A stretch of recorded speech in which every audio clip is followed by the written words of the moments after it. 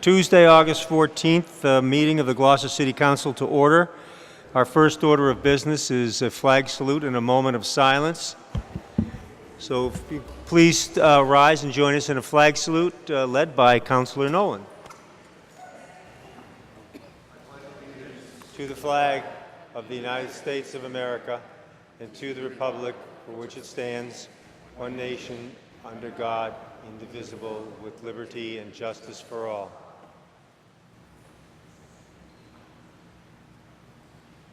Thank you. Madam Clerk, first order of business. First order of business is oral communications.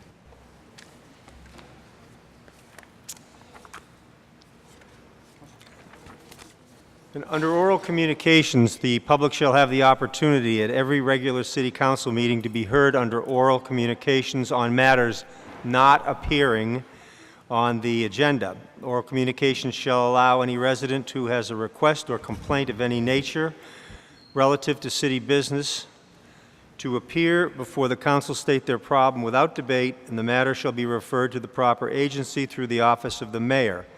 The resident must be notified in writing within a 2-week period of disposition of same by the office of the mayor, and a copy shall be forwarded to the city council. Persons speaking under oral communication shall be limited to 3 minutes each and shall submit a copy of their prepared statement to the clerk of committees. Council president shall not allow complaints as to individual performance or character.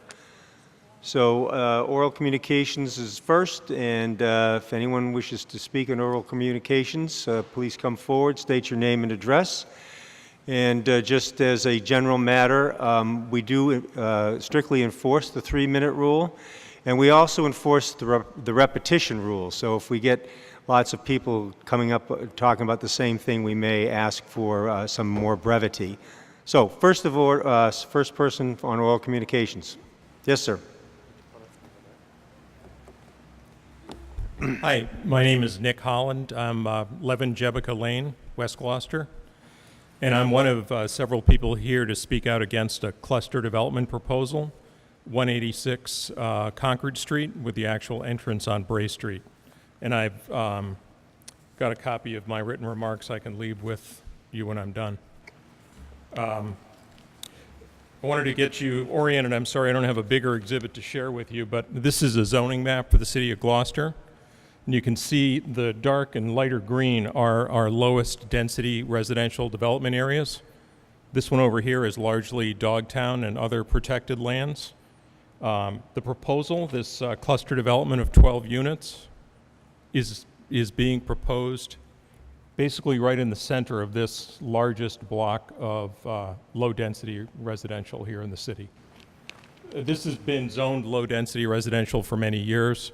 It's not well-suited to development. It's typically rocky, poor soils, drainage issues abound. Also, we don't have the kind of infrastructure required to support high-density development. So it seems to me that this proposal is poorly suited to this area, and I think in general the cluster zoning laws need some sort of an update to prevent something as incongruous as this being located right in the middle of this low-density area. Maybe we need some sort of an overlay map for cluster developments. And should I leave this with somebody? With the clerk, please. Thank you very much. Next person on oral communications. Good evening. My name is Dennis McGurk. I live at 283 Concord Street in West Gloucester.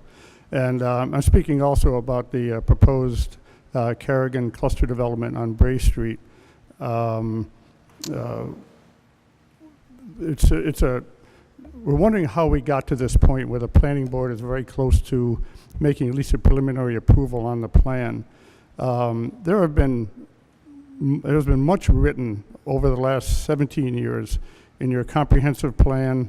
A plan that worked along with it was the Daler report, which was a West Gloucester land use development, very much in detail, an open space plan and a housing production plan. All these plans are very similar in their theme. And throughout, I'm cherry picking it. I'm going to give you plenty of reading if you're interested. They state very clearly that this land in Gloucester, we need to be careful how we develop it, how we preserve it, preserve the neighborhoods, preserve the open spaces. And I'll just cite a couple of the references within these very quickly. The zoning ordinance, by the way, the stated purpose of the zoning ordinance says conserve the value of land and buildings, including the conservation of natural resources and the prevention of blight and pollution of the environment, and to encourage the most appropriate use of the land. That's just one thing. That's the beginning. That's the zoning ordinance. And as you go through all these other studies, the theme is very, very similar. And steering away from the rural and environmentally sensitive areas, build where there's infrastructure. Again, there's a lot written. I'm going to give you a lot. I won't bore you with the reading here. But what we're concerned about is somewhere there's been a disconnect. And a disconnect between what has been written and what has been the guideline for our city versus where we stand now. And we have to ask the question, how does where nothing has been written since the plans I mentioned to you in the last 17 years, this is our guiding light still. They looked ahead, they thought about it in much detail with it. And so how do we get to this point where the planning board is running off very much pro-development, very much not paying attention to the detail? Cluster planning is very tricky and a very invasive process if used incorrectly. And we're seeing that it's been used incorrectly. And the question has to be, if they're not following the guidelines given to them, what is their mandate? Where do they get their direction from? Does it come from city council? Does it come from the mayor? Or do they just do this on their own? And I think that we should all be very, very concerned that the direction that they are going is not anywhere near the directions that you've spent thousands of dollars and hours and man hours putting these plans together, all to have them sit somewhere on a dusty shelf and have the planning board going off and running on their own. And I'd like to at some point get an answer to that, but this is what we're very concerned about. Thank you very much. Thank you. Next person for oral communications. Thanks very much. My name is Grant Clark, 279 Concord Street in West Gloucester. This is the second opportunity I've had to address the council, and I appreciate your time and interest in this. Since I last appeared here, it has become apparent that the planning board is intent on issuing a special permit for this cluster development. They're acting ahead of Concom. They're acting ahead of the Board of Health. They claim that they are able to do that. They may be right, but whether that is wise or not, and whether that's indicative of a rush to judgment, I think deserves a bit more scrutiny. One thing I would like to draw to your attention in particular is that in order to satisfy the cluster development ordinance, the planning board must determine that the cluster is superior, not merely better, not marginally better, but superior to a conventional zoning development. So what has the developer in this case done to establish that superiority? He has projected a map on that screen of the property, and he's drawn 7 arbitrary lines across it to indicate 7 lots. And he has said to the planning board, if I chose to, I could build 7 duplexes across the entire property. That's 14 homes consuming all the land. Therefore, a cluster of 12 tightly grouped homes is superior. The planning board apparently has done nothing else to establish what conventional zoning would look like. They haven't asked for a septic layout. How would you lay out 7 septic systems, 7 leach fields, 7 wells, all the appropriate setbacks, frontages, access. So what you have here is you have a comparison between apples and artichokes. On the one hand, you've got a cluster development plan that is very well developed. It's very specific. On the other hand, you have the conventional plan, which is just really conjecture and speculation and guesswork. The planning board has not required the developer to show what he really could do as a matter of right. And so we say that makes the superiority determination arbitrary and without a rational basis. And we believe that any special permit issued by the board will be legally appealable. We want to avoid doing that. It is not our goal. And as many people will tell you, we have not opposed reasonable development in this area. But this is a Rubicon that the neighborhood is simply not willing to allow the developer to cross without a fight. So really what's happening here is we think that the cluster development regulations are being turned into a Developer Assistance Act, where the developer is being able to build more houses on a property than he could under conventional zoning, and that can't be the purpose of a cluster. So if you agree with us that high-density development changes the character of a neighborhood permanently and irretrievably, we would ask that you, if you share our concerns, that you express them to the mayor. I know Mr. Destino's here this evening. We appreciate that very much. He's been kind with his time with us. To the planning board, and to any of the other agencies that approve these projects. And in the future, we would ask that you reclaim some control over these and not leave these solely to the judgment of an appointed board that's not answerable to the public. Thank you. Thank you very much. Next person, under oral communications. Hi, my name is Pete Radosha. I live at 259 Concord Street, West Gloucester, and I'm speaking about the Concord Street development at 186 Concord. I'm reading regarding the proposed cluster development at 186 Concord Street. I'm concerned personally with the additional water flow downstream from the location to subsequent ecosystems, neighboring properties, and eventually the Great Marsh, which we know is the ACEC.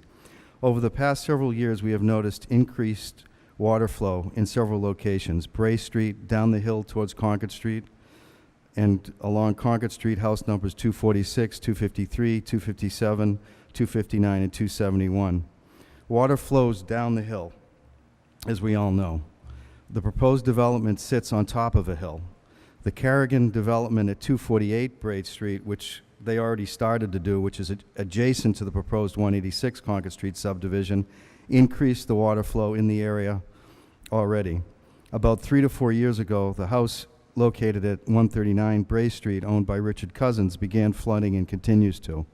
The hill on Bray Street, if anybody has tried to go up it in the winter, has experienced potholes, icy, running water mess that continually requires DPW trucks to sand and maintain. The water from 186 Concord Street from up that hill area flows down the hill through several streams. Some of the streams are perennial, others intermittent.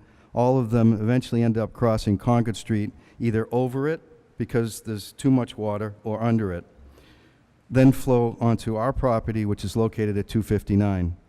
During and after any rainstorm, Concord Street floods by house number 246. Doesn't seem to matter the amount of rain. In the heavier rains, the pond at 248 floods. When this happens, water flows across the street as deep as 8 inches across the road. The water that travels to Concord Street flows through perennial and intermittent streams located on our property at 259 to the Great Marsh. We have experienced a major increase in flow over the years, to the point that our driveway washes out every year and our property, along with adjacent properties, flood. We have also experienced increased water flow and sediments in the creeks, to the point that creek channels and clam beds are filling with sediments from the uplands. If anybody wants to see it, they can come down. I'll take them and show them. The proposed cluster development will increase the water flow. With all of the non-permeable space being added, it will add all of the water. The question is, will all the water in the cluster development be contained? Will the septic field leach water into the soil that will flow through the same streams? I'm concerned that any additional runoff will add to the problems that already exist, and the planning board seems to disregard my concerns. It is my hope that you all care about the impact that this development will have on our properties, streets, and fragile ecosystems. Please make sure that the planning board enables and supports the Board of Health, the Conservation Commission, and other boards and city departments and agencies. So far, all I have personally witnessed is the planning board attempting to push the project through without allowing other stakeholders to have time to evaluate the impacts. I've attached a map that kind of shows where the development is and how it flows. Appreciate any support you can give in trying to include our opinions in the decisions. Thank you. Thank you very much. Next person for oral communications. Don't be shy. Come forward and state your name.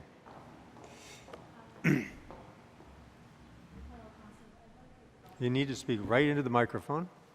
If you have something for us, yeah, Dana will hand it out. Thank you. So I've just handed you a copy of what I'm about to read. I hope you have a chance to take a look at it. My name is Jennifer McTiernan, and I live at 14 Coles Island Road. So I'm here also with regard to the proposed cluster development at 186 Concord Street. First, I would like to point out that this developer has built a number of homes in the Bray Concord Street area in recent years and with no neighborhood-wide opposition. The difference here is a cluster development proposal on a parcel that has a stream running through its center. In the map you can see that roughly 50% of this parcel falls within the DEP city wetlands buffer.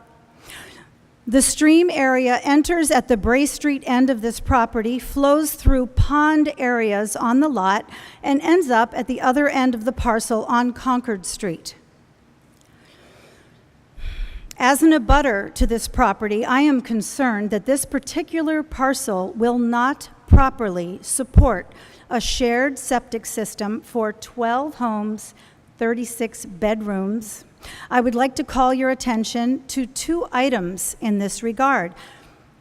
If you would turn to page 3, if that's available to you at the moment. First, by overlaying the developer's own plan on top of the wetlands resource map, you can see that the proposed shared septic field for 12 3-bedroom homes overlaps the stream buffer zone.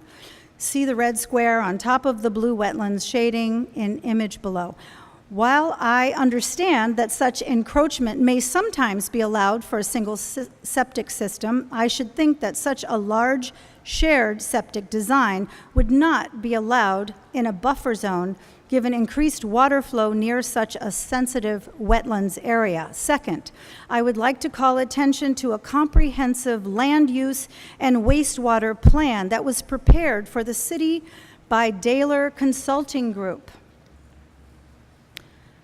So the plan states, I quote, "In order to determine the feasibility of sitting community wastewater systems within the study area, Daler evaluated soils to identify areas that may have previous soils that are suitable for wastewater disposal. Soil classes 1 and 2, high water table and shallow depth to bedrock, respectively, comprise more than 90% of the study area and have extremely limited ability to be used for wastewater discharge. Further, the highly detailed plan goes on to identify where a shared septic might work in Gloucester's Ward 5-2 for such a cluster development. In other words, the remaining 10%, and did not identify the proposed area as being suitable for such a system. It is my hope that the City Council will take a close look at this proposed cluster development to ensure that the city is not dealing with any public health or environmental problems down the road. Many thanks in advance for your consideration." Thank you very much. And we have your statement. Next person for oral communication.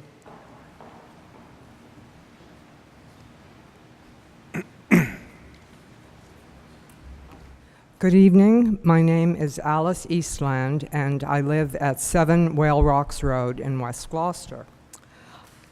And I'm speaking also in regard to the cluster development at 186 Concord Street. The Concord-Bray community first became aware of the Carrigan Development Cluster proposal last February. Some neighbors circulated a flyer with a key message that still resonates: out of scale and out of place. Numerous houses have been built in West Gloucester in recent years on the edge of the Concord Bray Forest, including some by this same developer. No residents raised objections to these additions to the neighborhood. Concord Bray benefits from a variety of housing stock that represents West Gloucester's long, settled history. The houses range from early colonials to sleek modern structures, but in all significant measures, they fit into our rural residential neighborhoods' natural landscapes. All have lots with breathing space. The developer has now proposed 12 houses of approximately 2,500 square feet each, packed onto a steep granite hilltop above streams and wetlands. Each house has 2 garages. Access to the development requires building a 25-foot roadway off narrow, curving Bray Street. Despite Michael Carrigan's attorney, Deborah Eliason's claim, the development does not preserve the streetscapes and rural character of Bray Street.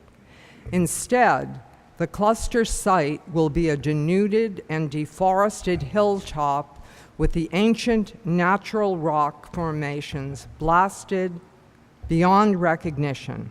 The site will be ringed with riprap with the shards left over from the blasting and bounded by guardrails. There are no low-rise structures. Each house will reach the 30-foot Gloucester height limit. The top of towering Bray Hill no longer exists.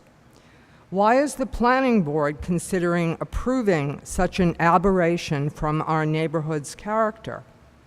The developer has made much of the fact that 2 of the 12 houses are affordable units that help address the city's affordable housing goals. Some members of the planning board seem convinced that since these are modest houses, they will be affordable by virtue of their size. What Mr. Carrigan avoids stating is that there are no income eligibility guidelines for the other 10 houses. It is a private, for-profit development where 10 of the houses will be priced at full market value. The only housing production goals this development will achieve is to provide luxury condominium dwellings, surely something the City of Gloucester has in abundance. We urge the Council to address our concerns to the Planning Board. With your influence, the Planning Board has the opportunity to honor its commitments to the citizens of Gloucester and to conform to the spirit of our housing policy. It is egregiously unfair for a private developer to be enriched at the expense of our Bray Concord community, especially with the complicity of city officials. Thank you. Thank you. Next person. I'm going to remind everyone that we've got the 3-minute rule. I've let everyone go a little over 3 minutes, but we're not going to get to our other business if we keep doing that. So I'm going to be a little stricter now. So you're up. Just so name and address for the record, please.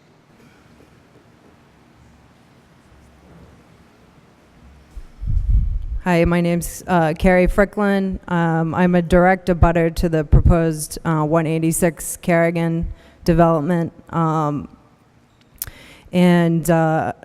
just wanted to say that Michael Carrigan has already developed several properties in the Bray Concord Street area, some of which are already flooding out other people's homes and septic systems.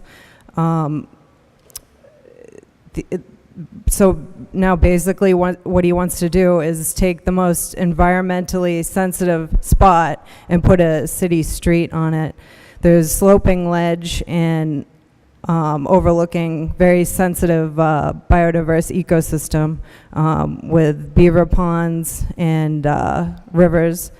And he wants to put a 5,000 square foot leaching field on ledge within the 200-foot buffer zone of what every single government map calls a perennial stream with a 200-foot buffer zone.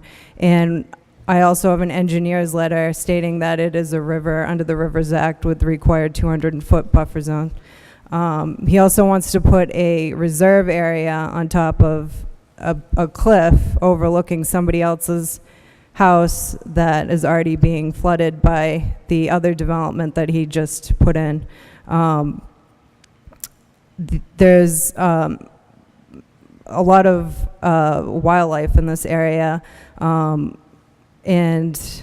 this area floods a lot, either due to the seasons or the beavers that dam the beaver ponds.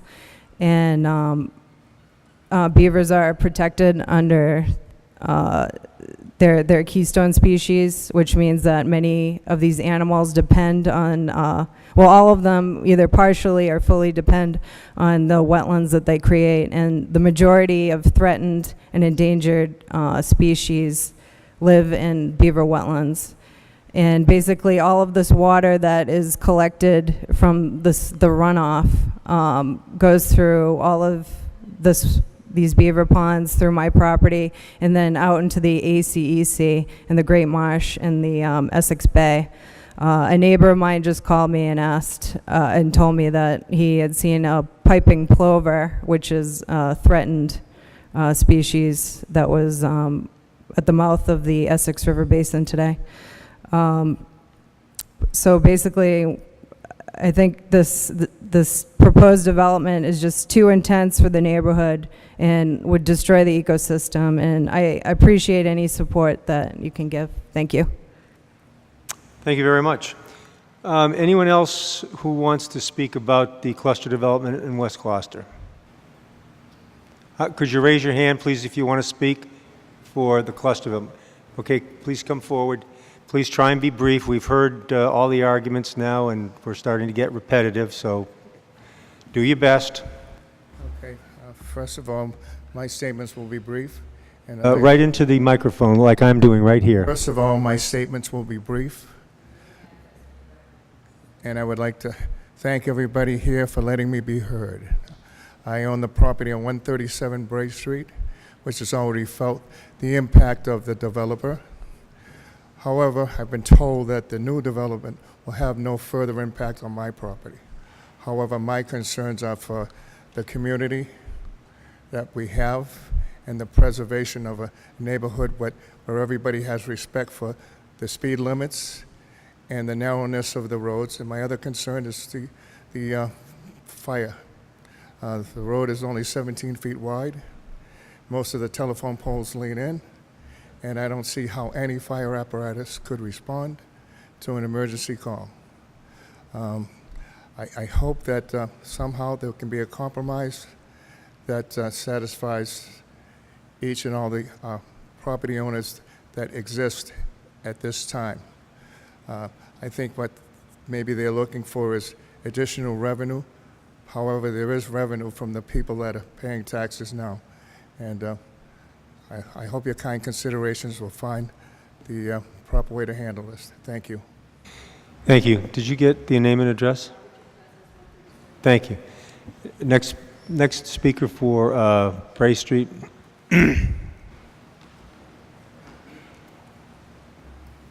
Good evening. Thank you for letting me Name and speak. address, please. John Rogers, 139 Bray Street, and I also own property at 141 Bray Street, which is where the culverts are.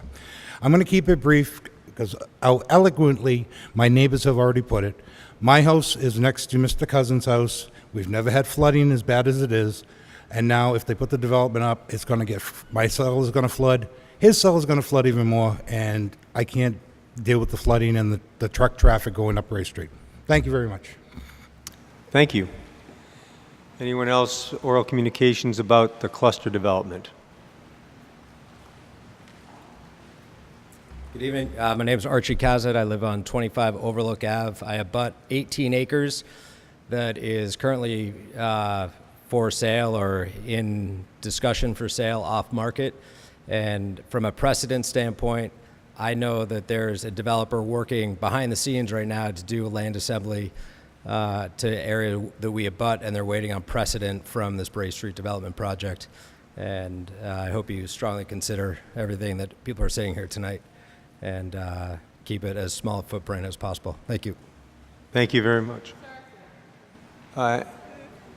Yes. Good evening. Yes. My name is Debbie Holland. I live at 11 Jebica Lane.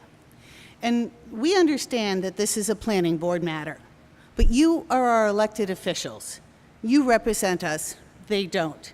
And we need your involvement in overseeing their processes.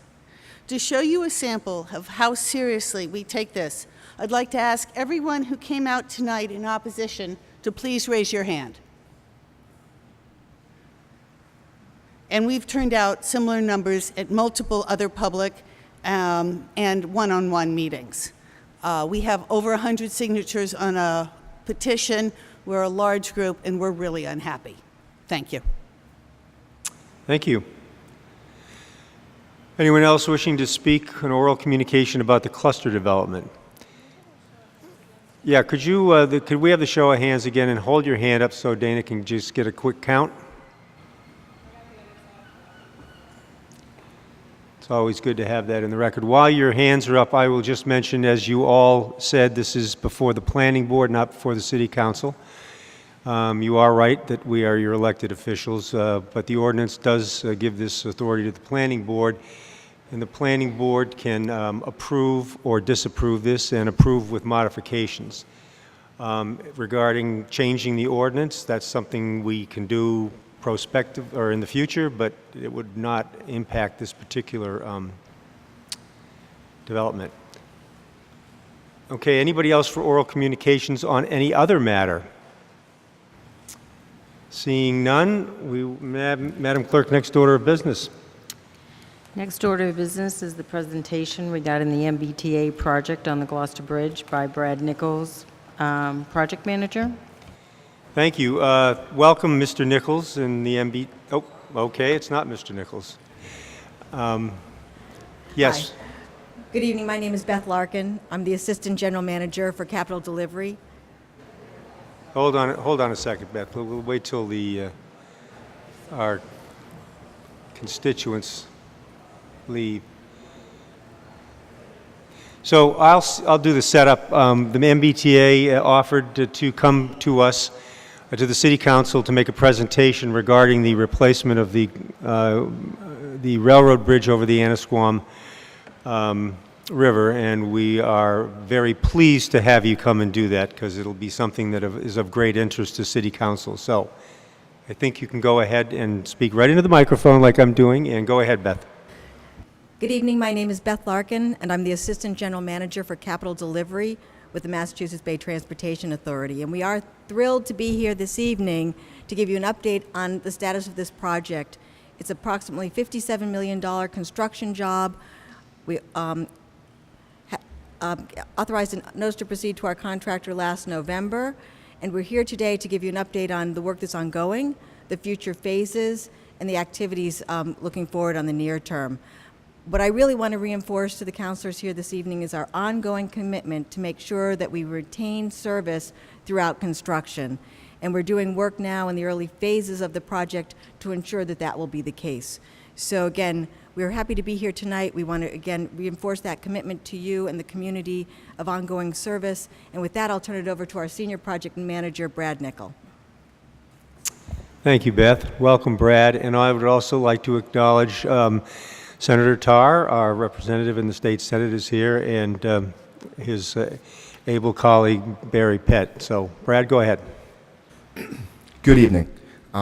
Thank you very much for allowing us, the MBTA, to come out as your community partner to give you just a general overview of the project, where it's going to be high level with the components of the project, and just give a general status just to make you generally aware of where we're at. So this is the replacement of the Gloucester drawbridge over the Annisquam River. It's a general picture looking that way. Presentation outline. Just want to give high level. I want to show you some photos of the existing bridge. some of the project components, challenges, the existing structure conditions, show you basically the proposed replacement, go over the construction staging, which I think is a key point, and show you basically a bridge rendering of what it's going to look like in the end, and give you an update on the upcoming activities that are going on site. This is the existing bridge, MBTA bridge over the Annisquam. Carries the Newburyport Rockport commuter line. This is a photo looking elevation of the bridge, looking from the south. It's a steel single-leaf trunnion bascule bridge. That's over to the left of the photo, and that's the part that's the movable bridge, the drawbridge. And that comes into what is the timber structure, which is the fixed pier out there right now. This was built in 1911. We did some reconstruction in 1932, and it was updated in 1984. As you can see, built in 1911, we've gotten plenty of service life out of the structure, and it's probably to the end of its service life, and as you'll see, probably a little bit tired. Project components. This is just an aerial view looking north to the top of the page. Call it Railroad East to the east, Railroad West to the left side of the page, and to the bottom is the south. Certain components I'll just point out here. This is a 2-track structure, so you have 2 tracks going across there, and you have an existing control tower to the west side of the bridge, and you can see right in between the 2 timber structures that jump up and down, that's the existing channel with the timber trestle to the east. This is just a general photo of the bascule span in the closed position. You can see the size of the locomotive going over there. So I wanted to give it just a visual of that. This is the bascule span in the open position. You can see it opens up about, well, not all the way to vertical, somewhere between 70, 80 degrees. You can see on the photo to the right is the underside of the bascule span and the steel tower framing. This will become key later because the plan is to cut this structure in half. So there's some inherent challenges associated with that. This is the existing west control tower. It's west of the river. And that was the thing you saw from the general overview. Note that this is on the west side. Here's the existing west abutment. As you can see in the photo, you see the control tower to the west. To the east of that little retaining wall, the abutment, you see the counterweight and the back side of the bascule span. On the other side of the far side of the structure to the east is the east abutment. And as you can see how the timber comes down on top of that rock and abutment up there. That's just a general overview of the structure, so you guys have a visual of what we're talking about. This is more of a panoramic looking from the south, looking north to the west of the timber trestle. As you can see, the height of the timber trestle, it's pretty good. You have, almost 40 feet in the air with timber embracing, so it's pretty high off the ground there. This is where we get into it a little bit. This is the existing bridge conditions. We've continued to inspect and monitor the structure out here, but as you can see, extensive deterioration of steel members, including rusting, corrosion, pockets of pack rust. You can see even places where there's 100% section loss in the photo to the right. We continually monitor and analyze this bridge, which is why we lead into the new bridge, the real need. This is just a general plan and elevation of the proposed structure, and we'll show you a little bit more later. This is a 4-span structure. The final structure will probably be approximately 220 feet. There's three piers. As you can see to the east now, we've moved the control tower from the west side to the east. This provides some operational benefits and function. The bascule span opens in a different direction than it does now. That we think provides some better visibility for the channel and for boating. As the channel comes from north, it curves around. But this is a steel bascule bridge with a fixed span to the east, 4-span structure. Construction staging. This is just a general rendering we wanted to show you of the existing bridge. And just kind of gives you a visual that what we're going to be doing essentially is cutting down the center line of this bridge between the 2 tracks and stabilizing it throughout the construction duration. Currently, for the construction staging, we're in stage 0, which As you can imagine, there's a fair amount of preliminary work to strengthen and stabilize the bridge in order to maintain service out there. So this is currently what we're doing out there. We're doing some gross area repairs. You can see on the column, you saw some of the photos earlier. We're trying to strengthen the bridge so that we can maintain service for when we cut it in half. Currently this summer, we had some diversions between June and August 31st, 9 a.m. to 4 p.m. And that was from, basically, we're busing from West Gloucester to Gloucester and Rockport. This was very helpful. This provided us some access so we could get in and do some of these critical repairs. The middays of diversions for Stage 0 allowed the bridge to be in the open position. This was excellent. This allowed for all the boating traffic to freely flow. The 9 a.m., to 4 p.m., it allowed for us to continue commuter rail service in the morning for peak revenue to support most of the commuting. And in this open position, this is important to us. You can see in some of the photos, the counterweight doesn't allow much access, so it's very small windows. It allows us to work safely with the bridge in the up position for our construction workers in the field, which we're very concerned about. So I want to get into Stage 1. Stage 1, after we strengthen and stabilize, what we're going to be looking to do, and you can see in the hatched area down to the south, down south, we're going to divert all train traffic to the north. It's going to be on the existing north track. We're going to demolish the southern half of the Trimba trestle and work on the existing bascule span. You can see to the northeast, we're going to try to start building the control tower. We're going to start doing some early foundation work. Again, we're trying to maintain service. So some of the things you'll see out there during Stage 1 in the next phase, this is an elevation, kind of a section view. This is the timber trestle, kind of cut in half if we sliced down the middle and we were looking east towards Gloucester Station. Part of that is we're going to be building to the left side of the page, we're going to be building the new control tower.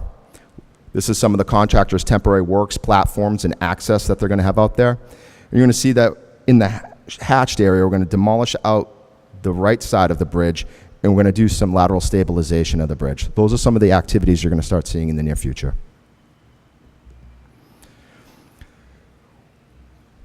Stage 2 is where we start to get into the construction of the southern barrel of the bascule span and approach spans. So this is another key phase where we're still running trains on the north track. We're going to be doing all the construction on the south side, new construction of the bridge, new bridge, and we're going to install the new southern track and signal system. This is real critical to get that barrel open. Once we have that main barrel, we can divert traffic onto the southern half, onto the new portion, and then go to work on the north side.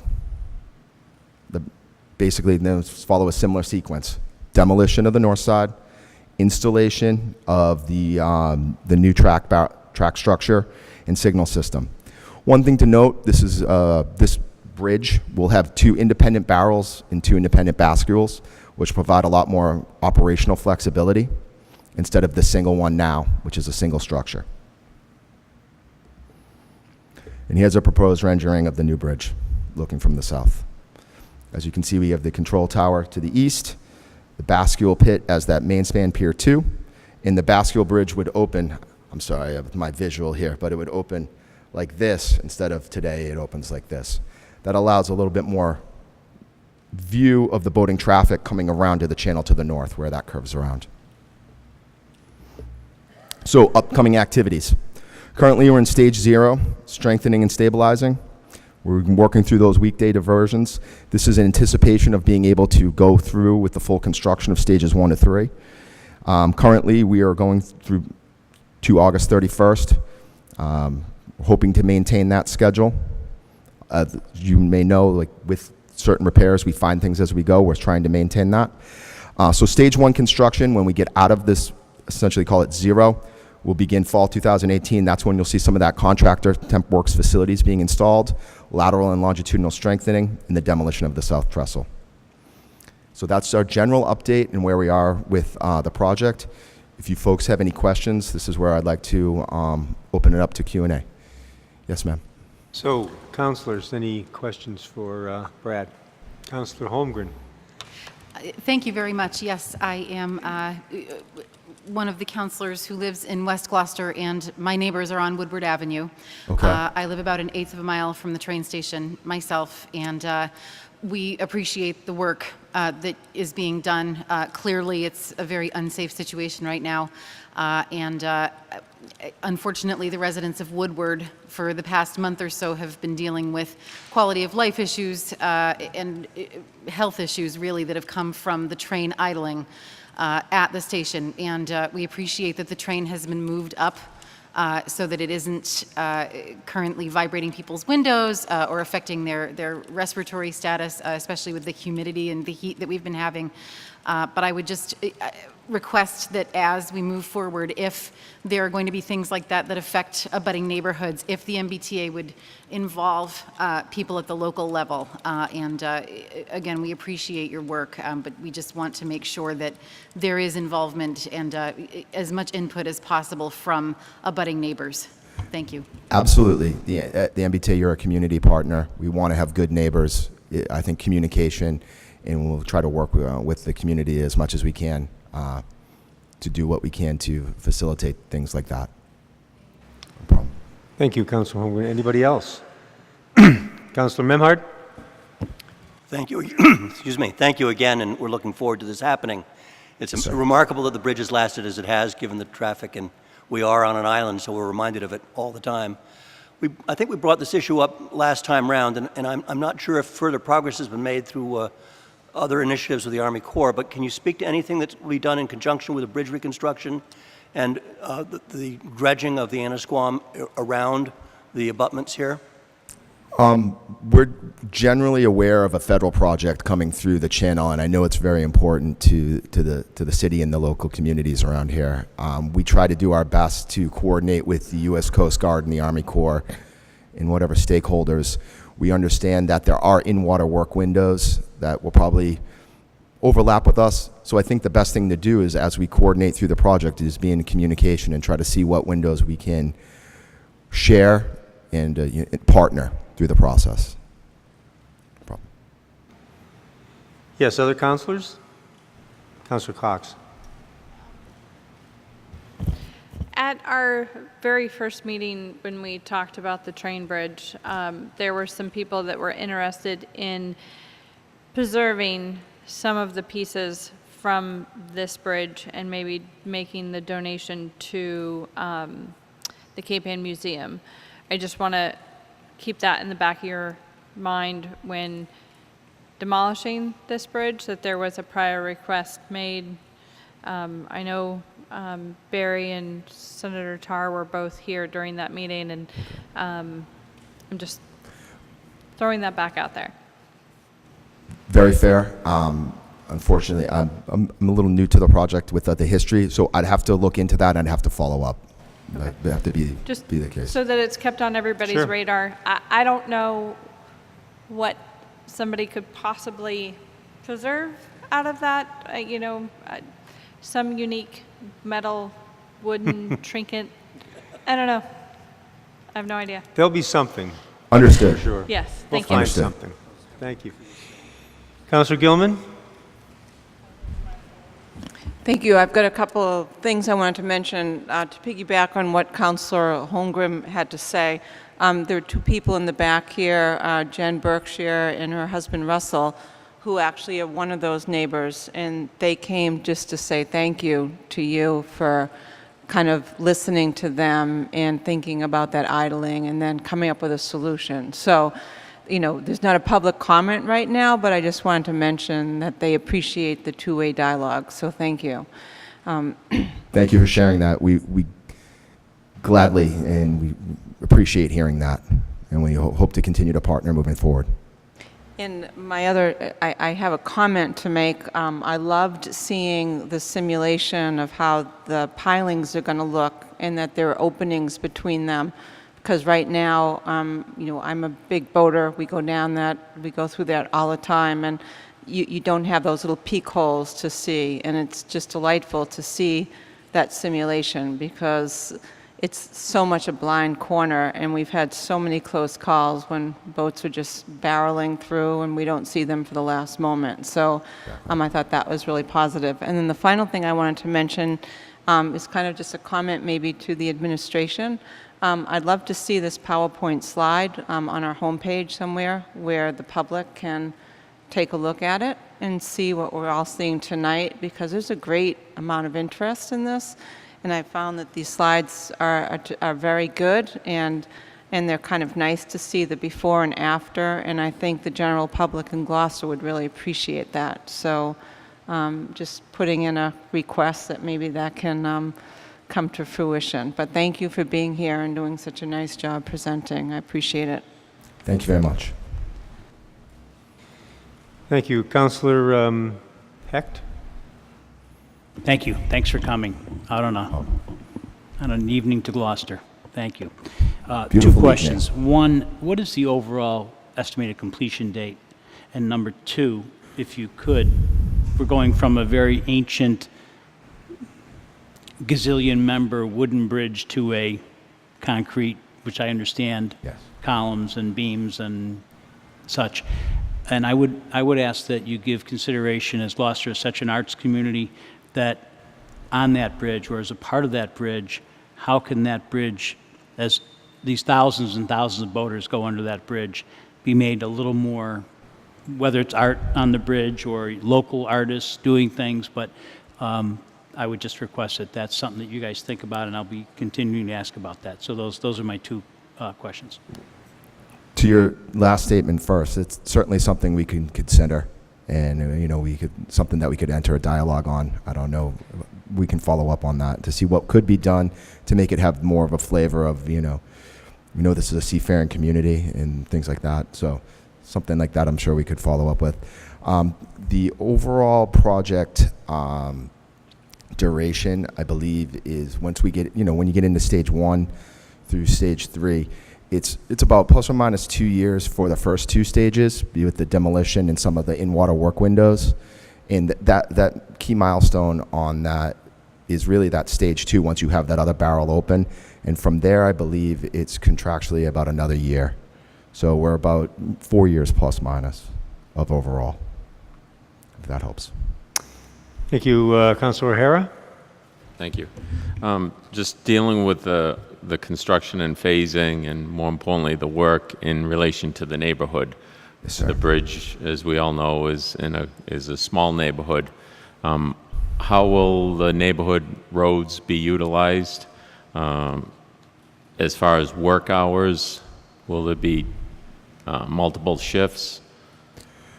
As of right now, I'd have to look back at that, but I believe that most of the work is planned for normal work day activities. A lot of the deliveries will have to come in through, a lot of the material and traffic will be, have to come down 128 through the circle and then down Wintermore Street. That's where the contractor's laydown area is. That's part of it. I'm sure the contractor, having marine access, will try to bring in whatever materials they can from the marine side as well. They haven't submitted all their plans yet for means and methods. I don't know. There's some local marinas and real estate, so they're still working through all of that stuff. But I guess that's my general comment at this point. So where would the employee laydown parking area be? That is the employee laydown parking area currently is at the site to the northeast. We had the Cape Ann Forge area? Cape Ann Forge area, and there was a temporary easement, construction easement allotted for that. Sure. So that we can have general laydown and parking and facilities to construct the bridge. Understood. Again, back to the neighborhood issue. Yes, sir. Obviously, I'm in construction to be upfront. Typically 7 to 3:30, 10-hour shift, 7 to 5:30. Work to start showing up around 6:30, 6. They can be rambunctious, loud, and we'll be hearing the complaints. So I'd rather be upfront and ask that you consider with the contractors who are involved how you're going to address so that we don't get the complaints. Understood. I don't know how to avoid that. That's your problem, not mine. But I know it's a problem, and I'd rather be upfront and start addressing it right now. As far as I would anticipate that you'll probably have a night shift and probably have lighting that you take into consideration the placement of the lights to, again, minimize the impact to the neighborhood. Yes, sir. Terrific. And you touched on it, but as far as will there be any off-site staging area at any other location where you potentially would rail product into the site that could affect other neighborhoods in Gloucester? None that I'm aware of right now, but I know the contractor was exploring trying to have marine access. That's what I know. So do you think it's possible, the questions that I've asked you, that you could get back to the city with those answers so that we can potentially address those up front, similar to what just transpired with the parking of the trains at West Gloucester Station? We'd prefer, obviously, addressing problems ahead of time versus in the middle. It's very, as you know, it's very costly. Yep. Contractors love change orders, and I would just as soon not have to deal. We just as soon not have to deal with complaints. Yes, sir. Duke it out up front, and everything goes smooth. Yes, we can. I appreciate that. Thank you, sir. Thank you. Councilor LeBlanc. Thank you. Thank you, Brad, for coming this evening. As we spoke earlier, I am the representative to that ward, so the neighborhood is well aware that it's coming. We do have a couple of streets in the neighborhood that have a certain weight limit, gross weight limit. I'm sure they're going to be paying close attention to what comes up and down that street. And the McNiff property, which is going to be one of the staging areas, you know, just to give you a perspective on things, you know, I'm willing to sit down with you and Barry to get as many people, you know, more knowledge the neighborhood has as moving forward. It'll be beneficial for you. So if you have a business card, I meant to ask for one earlier. I'll take one, and I'll email you my contact information. I don't have one of my cards on me. So I'm looking forward to working with you guys and working with the neighborhood to make it as easy as transition as possible. I know it's going to be a little bit disruptive. That's going to be part of the project, but as long as people know moving forward, we'll be able to keep them, you know, kind of in the loop on what goes on. So, and then Councilor Heck, to your question about public art, I'm sure if you jump on the MBTA and take a cruise into Boston, you can see plenty of public art all the way down the railway. So, yeah, if you got a card for me before you take off, I'd appreciate it.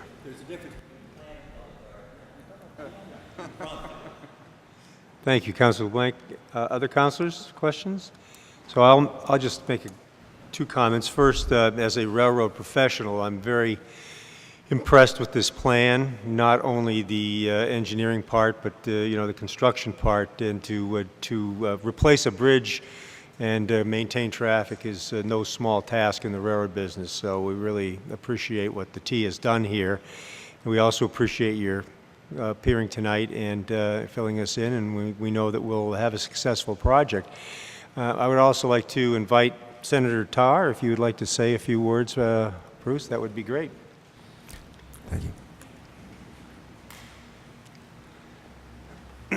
Thank you very much, Mr. President, and through you to the members of the council. I also want to thank our officials from the MBTA for coming tonight and for their focus and persistence on conducting a project that allows us to continue train service without interruption, other than what we've already talked about, for a limited amount of time in Phase 0.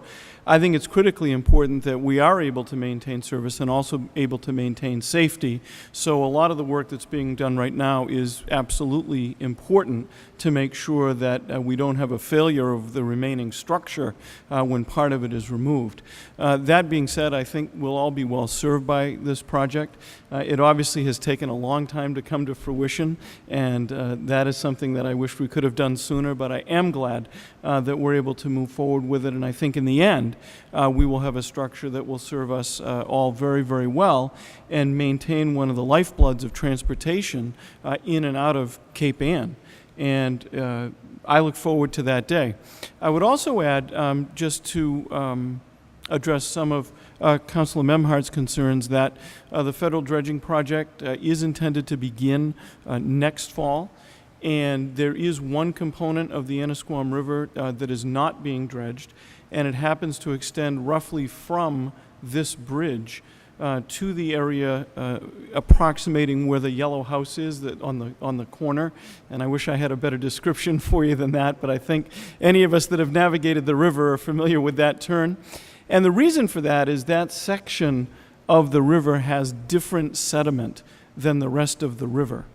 And so we were forced to make a strategic choice in order to get the project done in a timely way of omitting that one portion of the river, and in doing so being able to dredge what I will term 98% of the river. So the immediate area that is from the bridge to the turn as you're heading north, right by the yellow house, will not be dredged. That is something we can certainly revisit in the future. And in fact, we have been having very good conversations with Secretary Ash from the Executive Office of Housing and Economic Development, because there was an announcement that we all made recently about a $50 million dredge program to assist municipalities with projects of that nature. So our hope is that we will be able to dredge the rest of the river and return to do that piece that I just described, if necessary. It actually and still maintains a fairly good amount of depth, but we didn't want to hold up the main project for that. So it will interface to some degree with the railroad bridge project, and the parties are communicating, and we intend to help facilitate that communication. But it struck me when you asked the question that it might be a very good idea for some of us to come and make a similar presentation to all of you about what's happening with the dredging of the river. And I would be happy to try to arrange that, because I think it's very important, and like the railroad bridge, is something that we have been working to get for a very long time.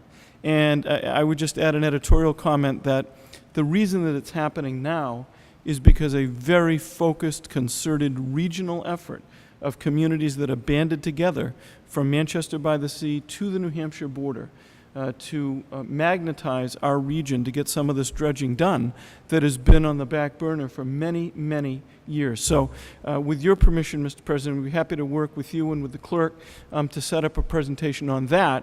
But having said that, I think this project will serve us very well. As always, our office is available to work with all of you to make sure that constituent issues are addressed, and we're able to get through this with minimal adverse impact to the surrounding neighborhoods, while still being able to move forward with a critically important project, not only for our community, but for all of Cape Ann. So thank you for the opportunity to share a few thoughts, and again, thank you to the folks from the MBTA who have been working with us constantly on this for a long period of time. Thank you very much, and we definitely will arrange for a presentation about the dredging. You're absolutely right. It's very important, and it's going to happen, so it's time now to fill everybody in on the details. Yeah. Okay. Great. Thank you. Thank you, Senator Tarr. Thank you for coming. Thank you. Yes, Councilor Cox, you had something? I would be remiss in not asking the MBTA for one favor. While the trains are not operating downtown, could we please do some cleanup on the tracks? They get very, very messy during the summer, and leading into the fall, we try to do our best. There's a group around town that does a lot of cleaning. We do our best to try to get some of the debris picked up before the first snowfall, but I know you don't like us on the tracks, but we would actually take this opportunity while there are no trains to do a cleanup with your permission. But I also know you have crews that do that. So there's some busted up fence line near Washington Street that needs to be secured, and a lot of weeds and stuff that could be taken down that are holding in the garbage, but it's on your side. So we don't go in there. But if we could please do that while there are no trains operating, that would be wonderful. Thank you. Thank you. And the railroader in me has to caution you, Councilor Cox, about going onto the right-of-way without permission. Please don't do that. Yes, dear. Thank you. Councilor Nolan? Well, we're asking about situations before I actually report this. Maybe I can just report it to you guys. On Laurel Street in West Gloucester, the fence line from the tracks has been pushed over from the stone on the embankment, and it's causing the fence and the barbed wire to be reaching down into the street at about a 5-foot height and into the roadway, and it's definitely going to get worse. So that's something you guys can look into while you're also thinking about all the other million things that you get to talk about. That'd be great. Sean and I would be happy to walk somebody through the areas as well. Okay, great. Thank you. Anyone else? Thank you again. We really appreciate your coming. So, Madam Clerk, next order of business. Next order of business is the consent agenda. I would like to ask councilors if there's anything you wish to pull off the consent agenda. I'm going to pull off items 1 and 2 under applications. Anybody else? Councilor Cox? The only item under confirmation of reappointment. Okay. Okay, with those removals, I'll ask for approval of the consent agenda. So moved. Moved and second. All those in favor say aye. Aye. Thank you.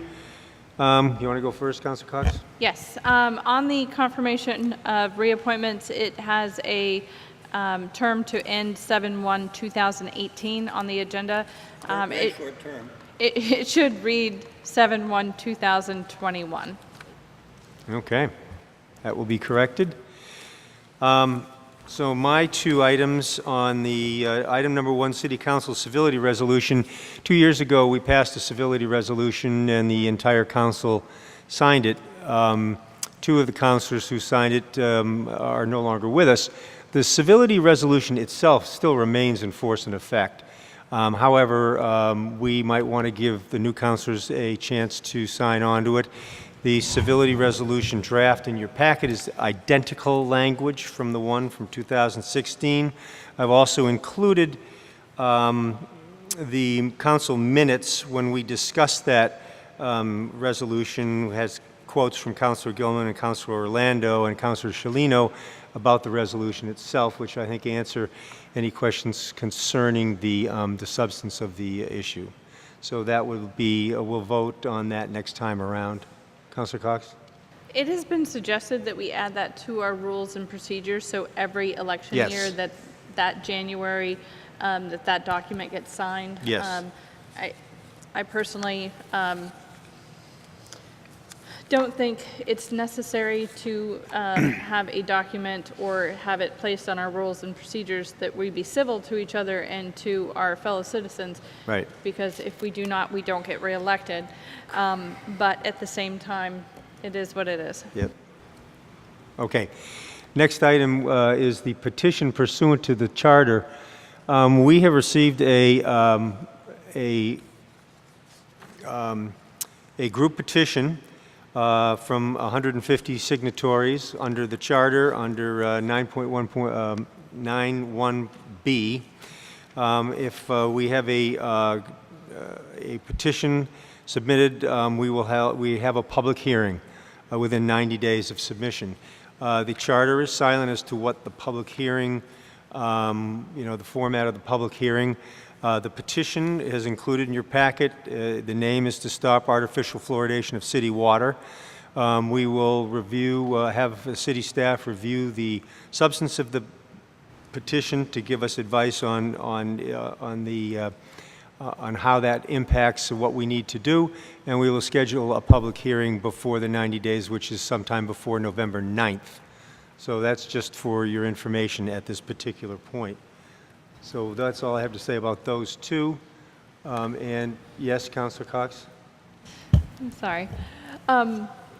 Is there any limit to the number of times a group with a certain topic can do this and come before us? I mean, we'll get some advice on that. Okay. As part of our preparation for the public hearing, we'll get advice on that. Because I do note that this has been on the ballot recently. Well, it's been on the ballot. It's been before us 2 or 3 times so since I've been here. We'll get advice on that. So with that said, can we vote on those, including those 2 items? Councilor Gilman? So I move that we approve items 1 and 2 under applications, and that the City Council declares that the term for R. Billings Bromhall ends on 7/1/2021. Moved and seconded. All those in favor say aye. Aye. Thank you. Next item of business, Madam Clerk. That was new. Next item is the Budget and Finance Standing Committee report of August 9th. Standing committee reports, Budget and Finance.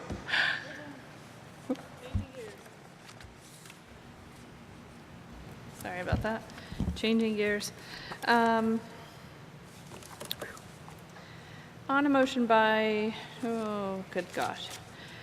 Budget and Finance voted unanimously to recommend that the City Council accept under Mass General Law, Chapter 44, Section 53A, a grant from the Mass Department of Public Health Bureau of Substance Abuse Services, a Mass Opioid Abuse Prevention Collaborative Services grant for an amendment of $200,000 with a maximum obligation of $100,000 per fiscal year for 2 years, effective July 1, 2018 through June 30th, 2020, for a total grant contract for all years of $700,000. The purpose of this grant is to address the opioid crisis through a strategic regional approach with the town of Danvers and the city of Beverly. And I so move. Second.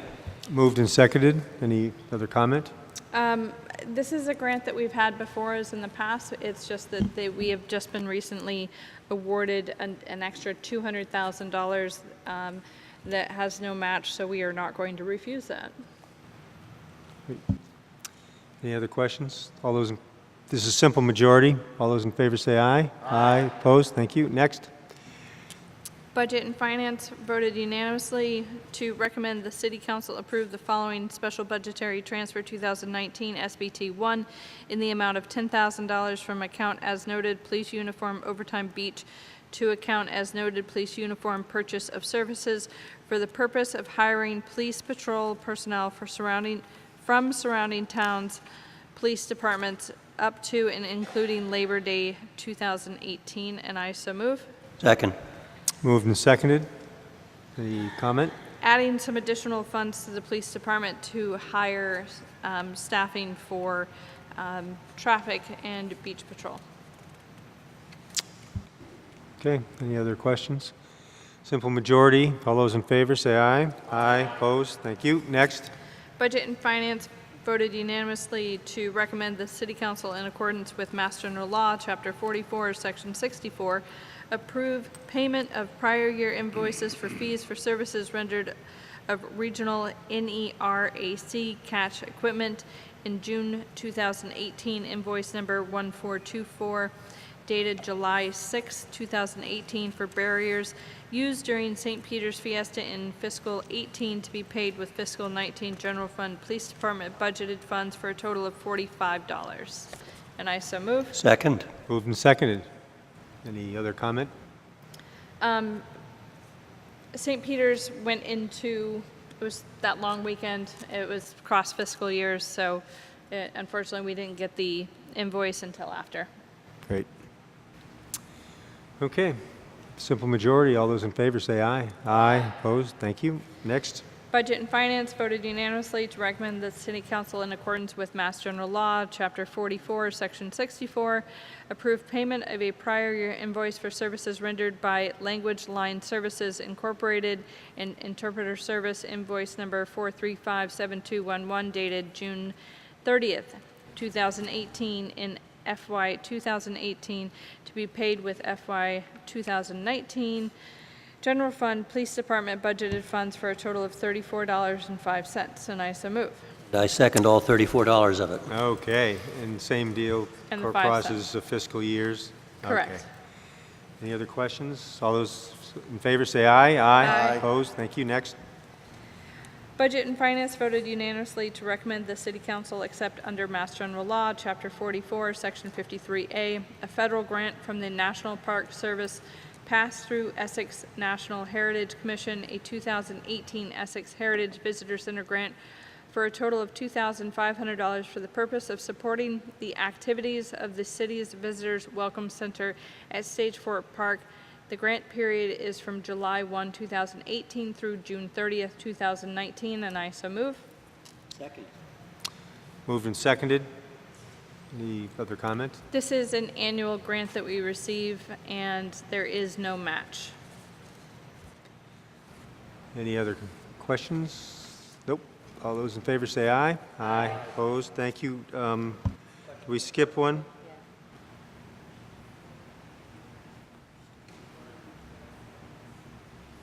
Right, we skipped that. I think we skipped that. Okay. Next one. Want to borrow my glasses?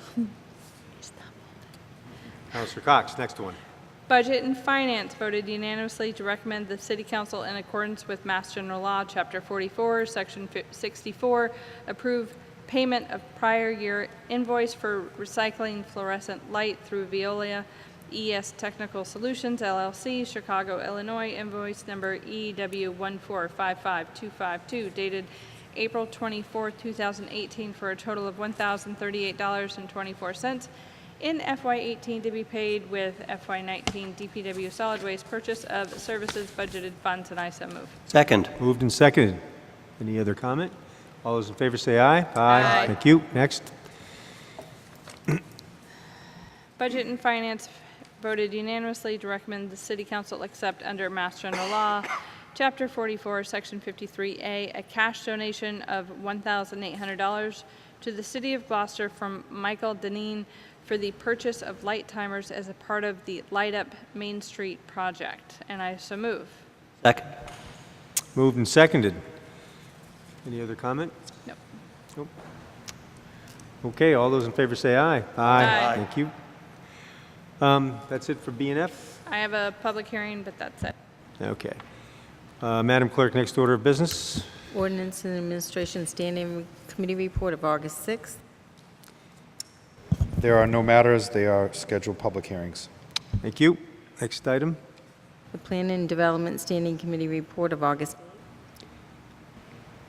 There are no matters for council action under this heading. I just wanted to let the council know that the conversation on the zoning of recreational marijuana retail shops will continue at our standing committee meeting of August 22nd. And I trust that you've all read the minutes because we had a very rigorous conversation. So just wanted to let you know. Thank you. Okay, next order of business, Madam Clerk. Next order of business, public hearing 2018-31, the draft marijuana establishment ordinance to replace existing Gloucester zoning ordinance, section 5.27, medical marijuana treatment centers and medical marijuana cultivation facilities, with the new section 5.27, marijuana establishments of ordinance, and amend section 2.3 use tables, amend section 2.32 community service uses, and delete section 5.31 temporary moratorium on recreational marijuana establishments. So I will open the public hearing, and before I continue, I'll just mention, Councilor Gilman just gave us a synopsis of what happened at P&D, so we're moving right along with that. And so, okay, we'll continue the public hearing till August 28th. Madam Clerk, next item. Public hearing 2018-043, loan order 2018-008, loan authorization request to pay costs of various improvements to a Newell Stadium in the amount of $1.15 million. And I'll open the public hearing and ask if someone wishes to speak in favor of this loan order, and I see Mr. Dunn coming to the podium. Welcome, John Dunn. Thank you very much. Good evening, councilors. I am here to ask for your support on this particular project. I am here really to kind of give a little bit of background. This is a pretty complicated project. If anybody was involved in it remembers, the city spent approximately $3.7 million on Newell Stadium to date. I am happy to report that of that, about $1.6 million was donations, fees, a park grant from the state, and also a CPA donation. So this was a project that got done with a lot of effort on a lot of people's parts. When this came forward to do some additional work down there, both the auditor's office and the treasurer's office kind of dug into it. It was very complicated when it was put together. The first appropriation vote took place in February of 2011. There were 4 other subsequent appropriation votes. These revenues and expenditures are spread across 6 different funds, so trying to figure out exactly where we were and exactly what we had left was very difficult. In the end, we identified about $193,000 that was available in donation funds to support the project. So what we're really looking forward to is having the council approve a loan order in the amount of $1.3 million. About 193 of that is already available and has been used to start the project, but we want to be able to finish it as quickly as we can. So this loan order, even though it says 1.3 million, we do have 193 in available funds. So the total that would be ultimately borrowed would be maybe a little bit over 1.1 if this goes forward. So again, very complicated history to this in terms of how it was put together. Very beneficial to the city in that there was substantial support by grants, CPA, and outside donations to make this happen. And we just want to be able to finish it off in the proper way. So if you are inclined to approve this, I would also ask if you would kindly take a vote for reconsideration tonight, because we would really like to be able to move forward on signing the contract and having the contractor move forward apace. Thank you. Thank you, John. Appreciate that. Anyone else wishing to speak in favor? Anyone wishing to speak in opposition?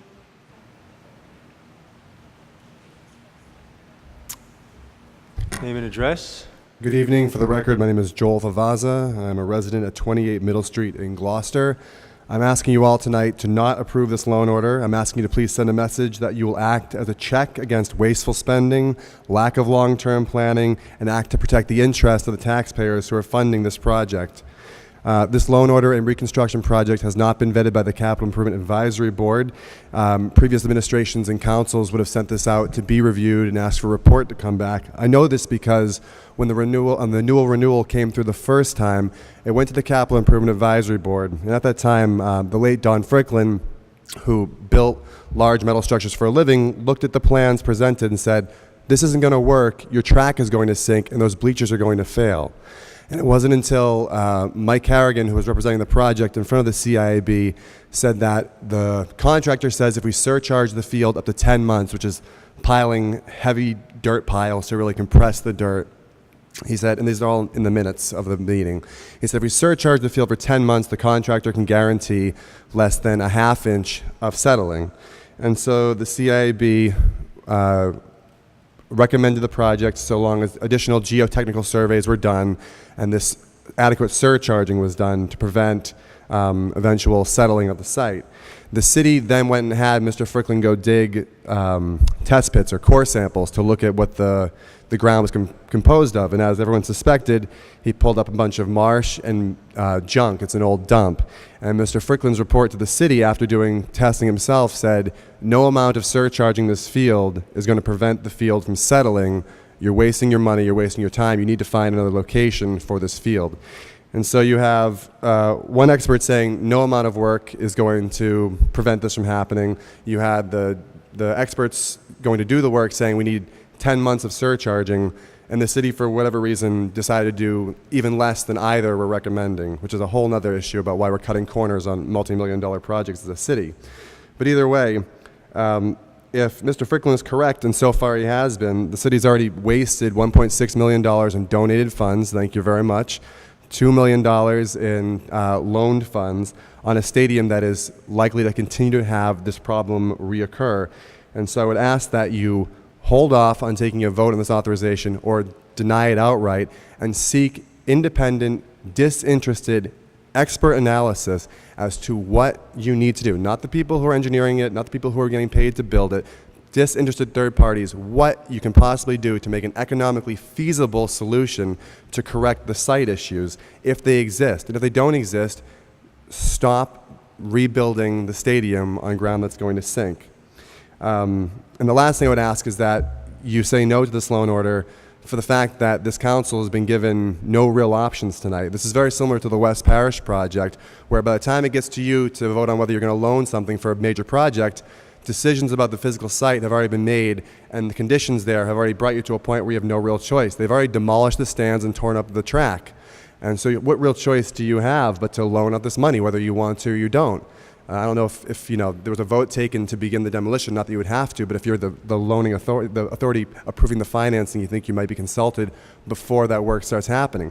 So for that reason alone, I would ask that you, again, say no to this. Don't allow yourselves to be put in these positions where, well, we already tore it down, so you can either loan the money or they can be a dirt pile. That's not a fair choice for you to have to make. So for all those reasons, I ask you to please say no to this loan order.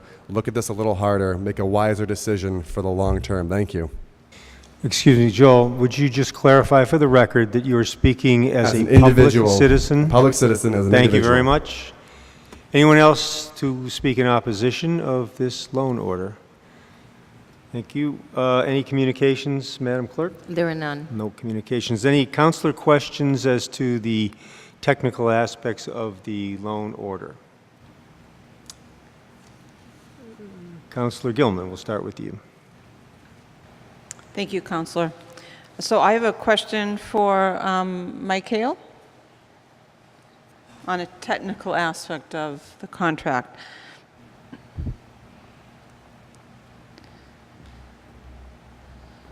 Good evening. Thank you.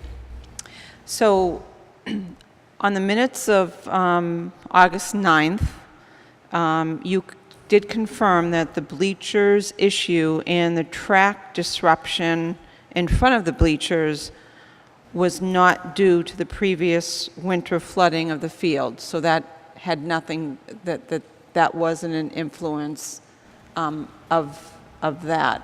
My question is, that wasn't covered in this, how about the actual field? Was that affected by the storm surge on January 3rd or not? So the turf field itself is made of, the green fibrous material that you see, and they lay a pellet material in the turf to determine how high the pile is, whether you want shag or low pile. Certain sports require different length turf, and they make pretty much one length, and you fill the turf with those pellets to control the height of that turf. We lost a lot of pellets during that. They washed away, they floated and they washed away. And that was addressed during traditional turf management this spring. And that's an ongoing issue. You lose pellets every season. But obviously, inundated with water like that, the rubber floated, and we lost a significant amount over the winter. But as far as structural damage, we had the turf, the representative of the turf itself out in April, and they inspected the site, and they said nothing wrong with the turf itself. So a follow-up question, can you explain about the pellet replacement? I mean, how does that work? Is that just... It's an annual thing. Wait, hold on a second. So we are talking about the stands and not the turf. That's what the loan order is for, just the stands, not the turf. So I'm not sure the relevance of this to the... Councilor Gilman, I'm asking you, is this relevant to the loan order for the stands about the turf? Because we're not talking about the turf. No, you're probably right. I am just asking a question that in behalf of the community that has asked me questions about this. So it's... I could Go ahead, make it quick. Really quick. Yep. Annually, we provide a certain level of maintenance to that turf, and that includes supplementing the pellets annually, raking the field, whatever it may be, to make sure there's an equal distribution of those pellets. Thank you. Thank you. Councilor Cox. Can you please address the concerns that were brought up as an objection to this? I'm not sure it's my place to address the individual concerns of the objections to the loan order. I mean, we have a facility that needs repair. Newell Stadium's not being moved right now. The community chose it to be there. There was a long deliberation. This wasn't a decision made overnight. Newell Stadium Committee met for years. More than my time as director, they were meeting to determine where it could be. Some tough decisions were made by the building committee. There was a lot of, there was a finite budget, and there was a lot of, a lot of amenities that they wanted to include. The stands, visitor stands, a press box, a 5-lane track, and some tough decisions were made by the building committee, and that's the way we have our former government has a building committee for projects like this. The members of the public, the members of city offices, and they did the best they could. They presented a number of options for a foundation system for the bleachers, and I think in hindsight, they probably would have chose the more expensive option, knowing what has happened. They didn't. They opted for a lower version of a foundation. And there was this discussion. I don't remember Mr. Strickland digging, but I'm not saying he didn't. It is an old dump. If you look across the river at the marsh that abuts Essex Avenue, that's what that whole facility looked like once upon a time. We have our whole high school on that. We're not moving the high school. I think what's being asked right now is to make what happened go away, put a solid foundation on those bleachers so the youth of the city can have a good stadium to participate, youth sports, high school sports, and the parents and families can come and watch. We've settled for a lot of bad products in the city over the years, and we've let them just kind of stay like they were. I think this is an opportunity to fix something that went wrong and make it right for a long time. Great. Thank you. I do have an additional question for Mr. Destino.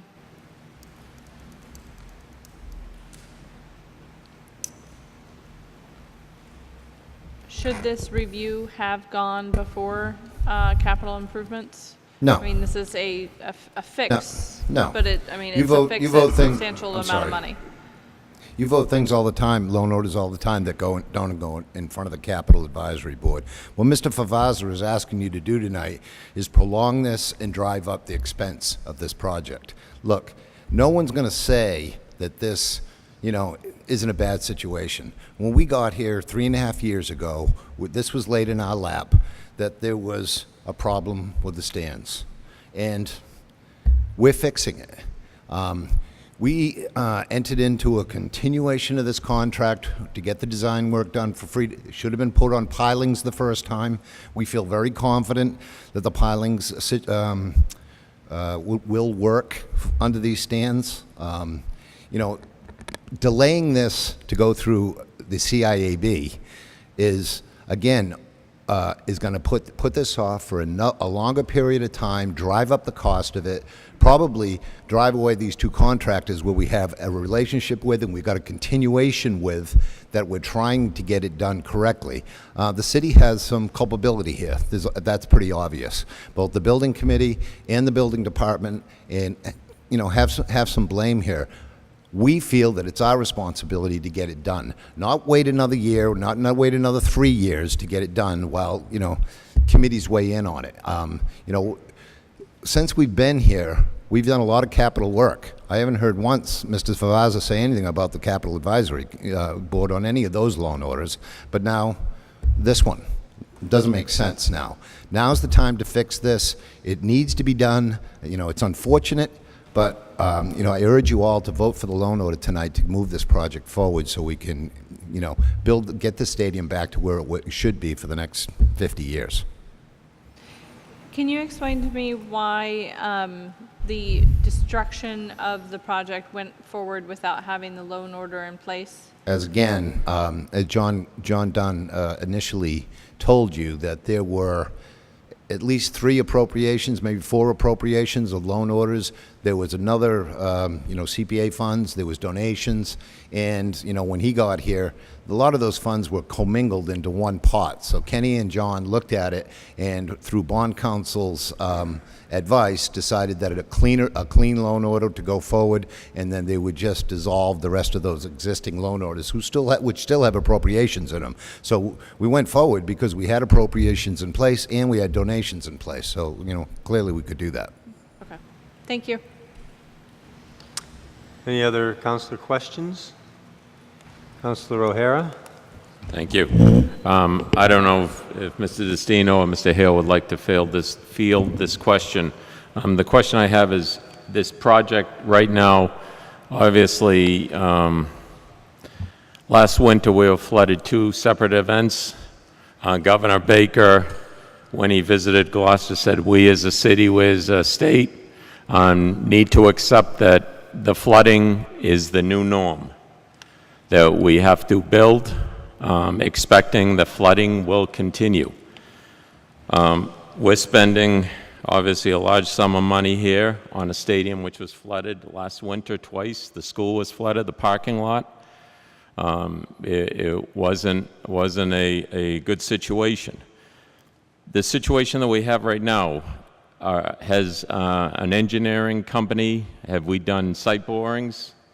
Do we have an engineering document that says that this facility will sit and not be affected by the hydraulic pressures of the ocean that Mother Nature gave to us last winter? Again, the stands will now be on pilings. That has been, you know, CDM,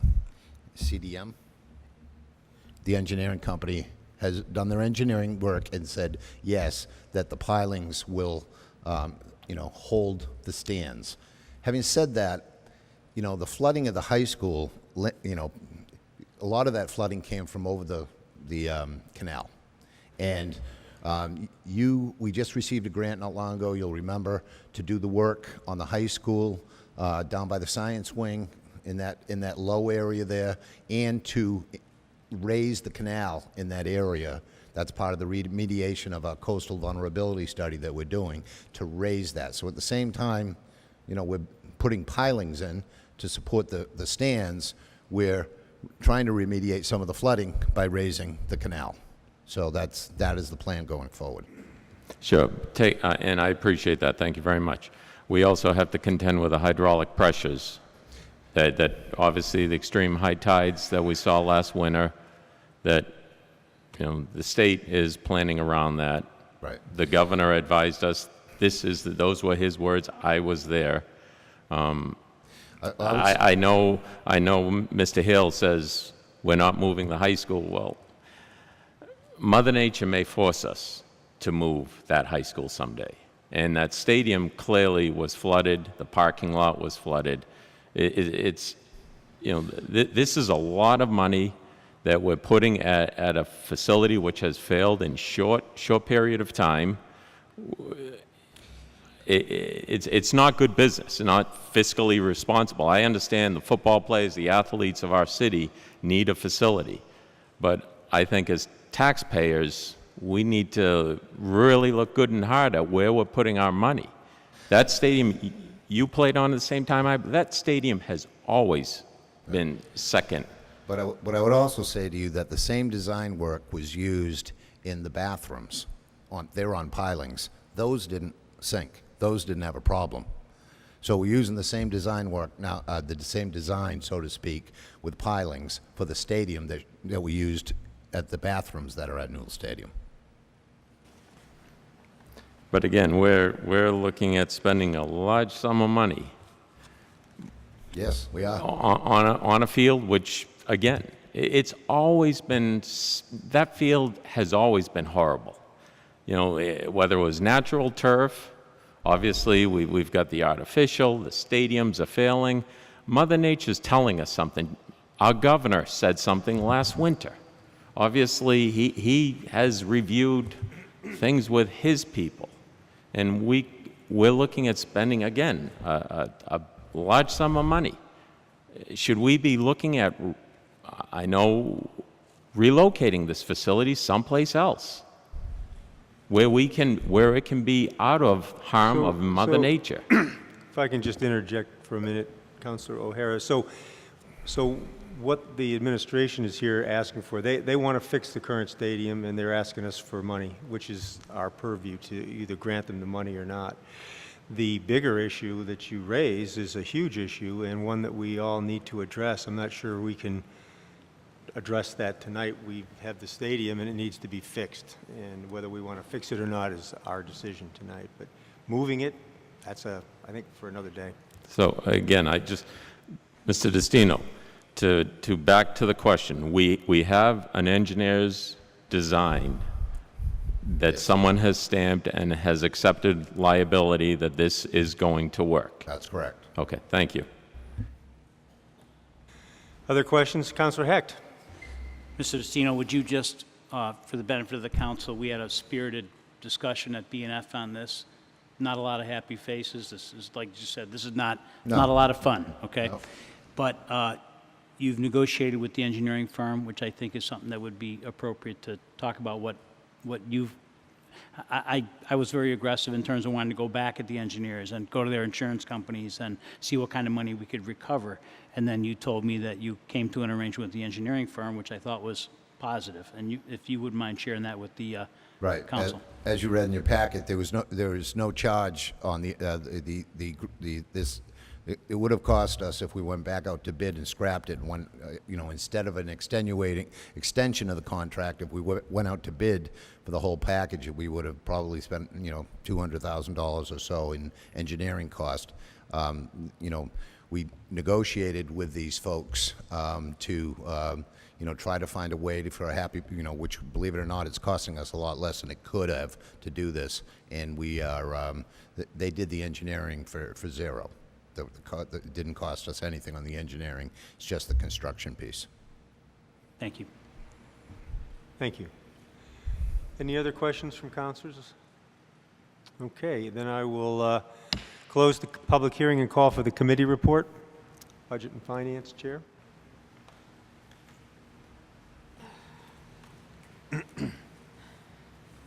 Budget and Finance voted unanimously to recommend that the City Council authorize the following loan order. Ordered that the City of Gloucester appropriates $1,150,000 to pay costs of making various improvements to Newell Stadium, including, among other things, track and field facilities, multipurpose athletic field, spectator seating, irrigation, and building improvements, and for the payment of all other costs incidental or related thereto. To meet this appropriation, the treasurer, with the approval of the mayor, is authorized to borrow said amount under and pursuant to Mass General Law, Chapter 44, Section 7, or pursuant to any other enabling authority. The mayor and any other appropriate official of the city are authorized to apply for, accept, and expend any grants or gifts that may be available to the city to pay costs of this project. Any premium received by the city upon the sale of any bonds or notes approved by this vote, less any such premium applied to the payment of the cost of issuance of such bonds or notes, may be applied to the payment of costs approved by this vote in accordance with Chapter 44, Section 20 of the general laws, thereby reducing the amount authorized to be borrowed to pay such costs by the like amount. Further ordered that the treasurer is authorized to file an application with the Municipal Finance Oversight Board to qualify under Chapter 44A of the general laws any or all of the bonds authorized by this order, and to provide such information and execute such documents as the Municipal Finance Oversight Board may require for these purposes, and I so move. Second. Moved and seconded. Does the committee have a narrative? You just heard it. I think we did. Okay. Thank you very much, Councilor Cox. So that is, we've heard the committee report, and we've heard questions, answers. Do councilors have comments about their impression? Councilor Holmgren, we'll start with you. This is a very difficult issue for us to tackle. I appreciate the opinions given, both for and against. It's a very difficult decision for us to make this evening. I would like to bring up that on our consent agenda, the Community Development Department is submitting a coastal resilience grant in the amount of, $63,000-something to address, and I'll just read this verbatim, the intense coastal flooding events experienced this past winter, particularly with respect to the damage experienced at Gloucester High School. These resources will allow the city to better address and protect the campus from future flooding risk and hazards. I do agree that we, at some point, may need to examine relocating Newell Stadium. It breaks my heart to even think about it, but we are a coastal community, and these are the real problems that we are tackling. So I will support this loan tonight, and I am grateful that we are seeking, I suppose, well, I don't know the best way to put it, help with making plans for the future. Thank you. Thank you, Councilor Holmgren. Councilor Hecht. This is a tough one. At Budget and Finance, these types of engineering firms have errors and omissions insurance, and I was very aggressive at asking the administration to look at recovering all or some of this money from this insurance, which is made for this kind of a situation.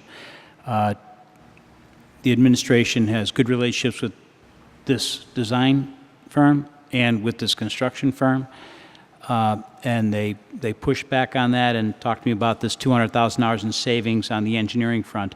I would, however, like to ask the administration, and none of us are close enough to this deal to negotiate something like this, but to keep an open mind if there's an opportunity to hire the right professionals to recover some money from some of the engineers who have designed this in the first place, which are the people who are giving these services to us for free to rectify the situation.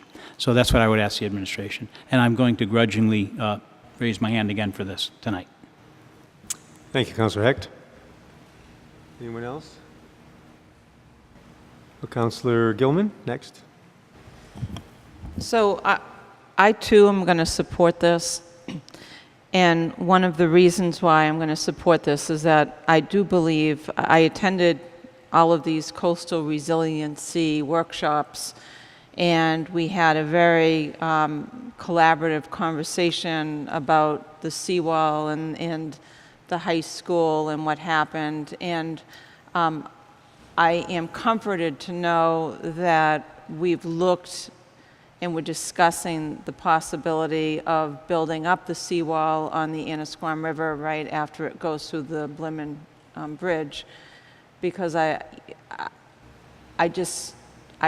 recall seeing all those videos and watching the water come and being so horrified. So having said that, I also, and I can talk offline about this, but I think it would be behooving of us to send like an update to the people that did fundraising for this, with kind of an, just explaining what happened and what the remediation plans are, because so many people don't read the newspapers anymore, and they don't really hear, they don't read our minutes of the meetings, and I think we've had a really good conversation about this. And as one of those fundraisers, I mean, my husband and I, we don't have kids playing football, but we gave a sizable chunk for us to this. And it just, when this was all happening, it hit us even harder. I mean, and I just think that might be a nice thing to do. So I'm not sure who to talk to about that. Maybe I can talk to Dick Wilson and Jonathan to see who those fundraisers, the people that raise the funds. But I just think it would be nice to kind of explain a little bit about our decisions, and that we do believe that this is going to be a workable plan because of how we're structurally improving it, and also because of the seawall. So it's a lot to say, but I wanted to say it, and I will be supporting this. And I thank administration for your hard work in pulling this together, because I know this has been painful for everybody. Thank you. Thank you, Councilor. Councilor LeBlanc. Thank you. Joel, we appreciate your comments this evening. Things happen. We get a recommendation. This could happen, or it couldn't happen. Well, it happened. We're spending a good chunk of money, and if we don't spend it now, it's going to be a lot more down the road. We're putting a little bit of money into the track and into the seating area. and not having to rip up the turf and have to regrade things and stuff like that. So we understand your concerns. I'm going to support it tonight because I think the 1.15 million is more palatable than another 5 or 6 million in a year or two. So I am going to support this tonight. I think it makes sense to give our youth a nice facility that we didn't have. We called it the Mud Bowl when we were growing up. That's where we played. And it was frozen, and it was covered in water, and there was no grass. So, you know, I'm going to support it tonight for those reasons. Councillor Cox? I'm also going to be supporting this. I think we need to keep in mind before we share information that this damage was not caused by the flooding. Right. This damage was not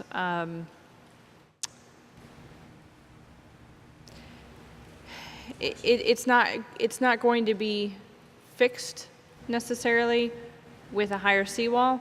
So let's be careful what we put out there as to what we're blaming, and to, you know, speak from an educated standpoint regarding, you know, the damage.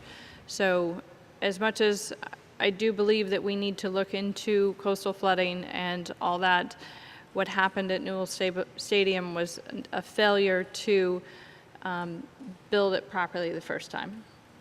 And I mean, that's the basic rundown of it. But let's just be careful of what we communicate. Thank you. Thank you, Councillor Cox. Anybody else? Councillor O'Hara? Thank you. I want to thank Mr. Destino and Mr. Hale for their participation tonight. I'll be upfront. I will not be supporting this.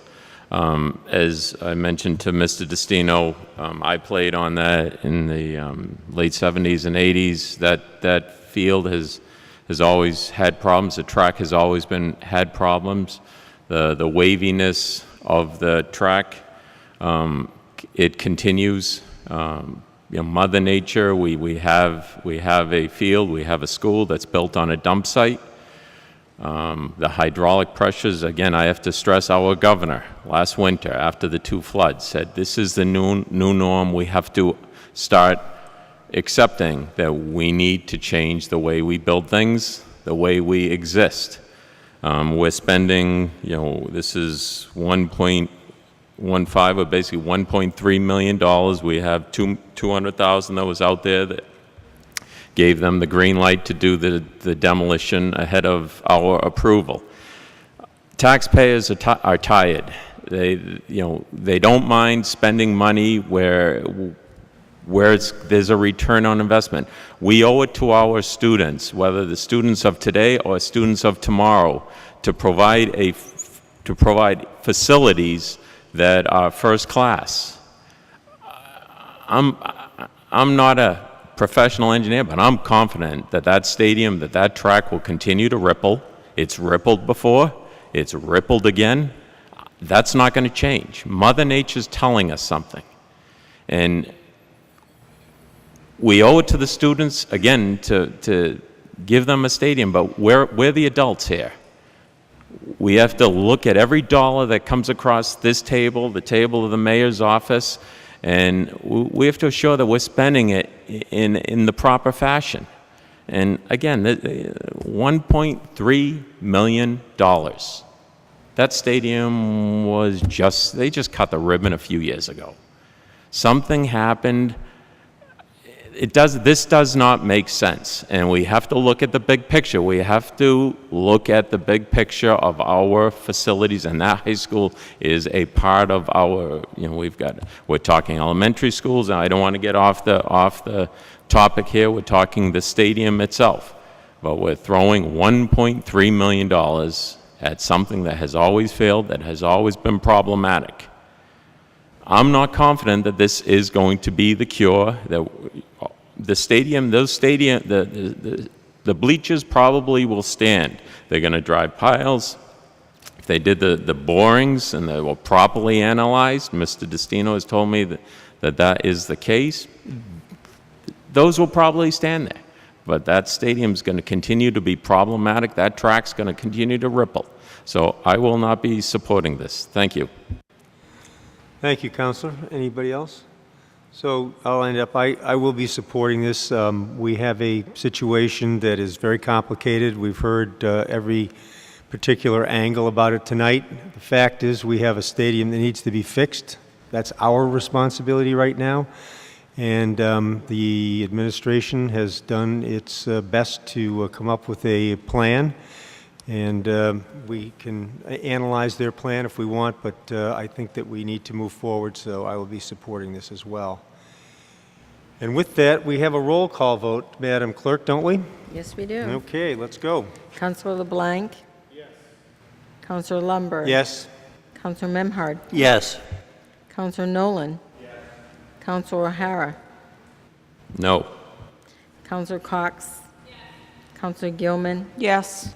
Councilor Heck? Yes. Councilor Holmgren? Yes.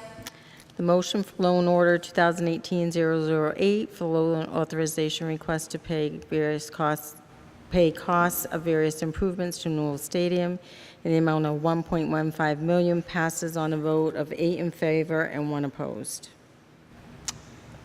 Thank you. Councilor Cox? Do you want to... Motion to reconsider. Motion to reconsider.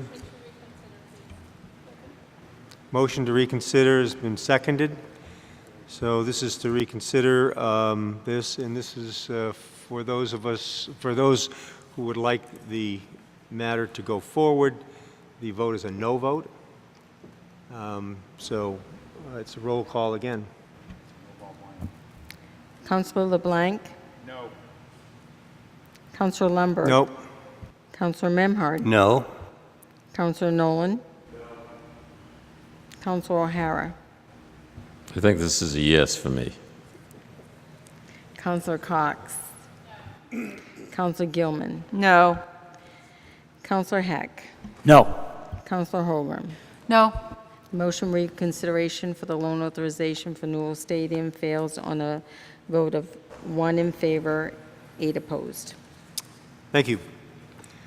Thank you, councilors. Madam Clerk, next order of business. Next order of business is public hearing 2018-44 to amend the Gloucester Code of Ordinances, Chapter 22, Traffic and Motor Vehicles, Section 22-267, one-way streets generally, by adding, while school is in session on weekdays, Concord Street from the entrance of West Parish School southwest to Essex Avenue, approximately 285 feet from 2:45 p.m. to 3:15 p.m., and on early release days from 11:45 a.m. to 12:15 p.m., and amend Gloucester Code of Ordinances, Chapter 22, Traffic and Motor Vehicles, Section 22-145, stopping, standing, and parking by adding live parking, parentheses, drivers to remain with their vehicles, end parentheses, for the purpose of picking up students at West Parish School will be permitted on the north side of Concord Street from the entrance of West Parish School 444 feet in a northerly direction,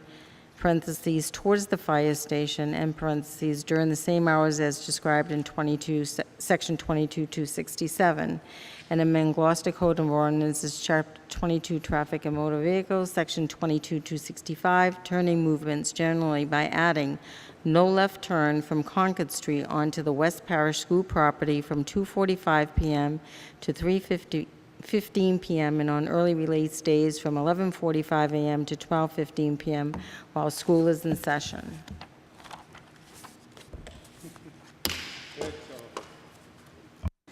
Open the public hearing and ask if anyone wishes to speak in favor of this.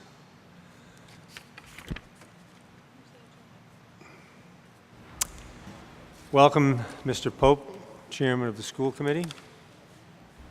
Thank you. I will just say I am here speaking on behalf of the school committee. We discussed this item at our meeting last week, and there is a consensus of the school committee that we support the amendment at this order as amended. In other words, we do not support the one-way from Essex Street down to the entrance of West Parish. We do support the no left turn into the entrance of West Parish from Concord Street. And we also would like to amend this order and ask for a right turn only coming out of the access road of West Parish onto Concord Street.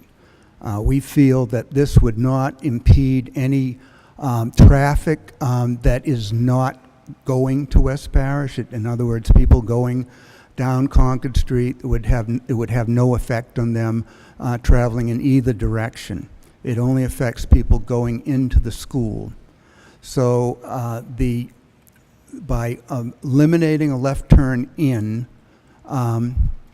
what you do is you keep the traffic flow moving, and by requiring only a right turn out, once again, you don't have people waiting to get across the street into traffic. So we feel that this is the optimum situation. The queue, the part about live parking would stand, and this is the recommendation. This is what the school committee has asked for.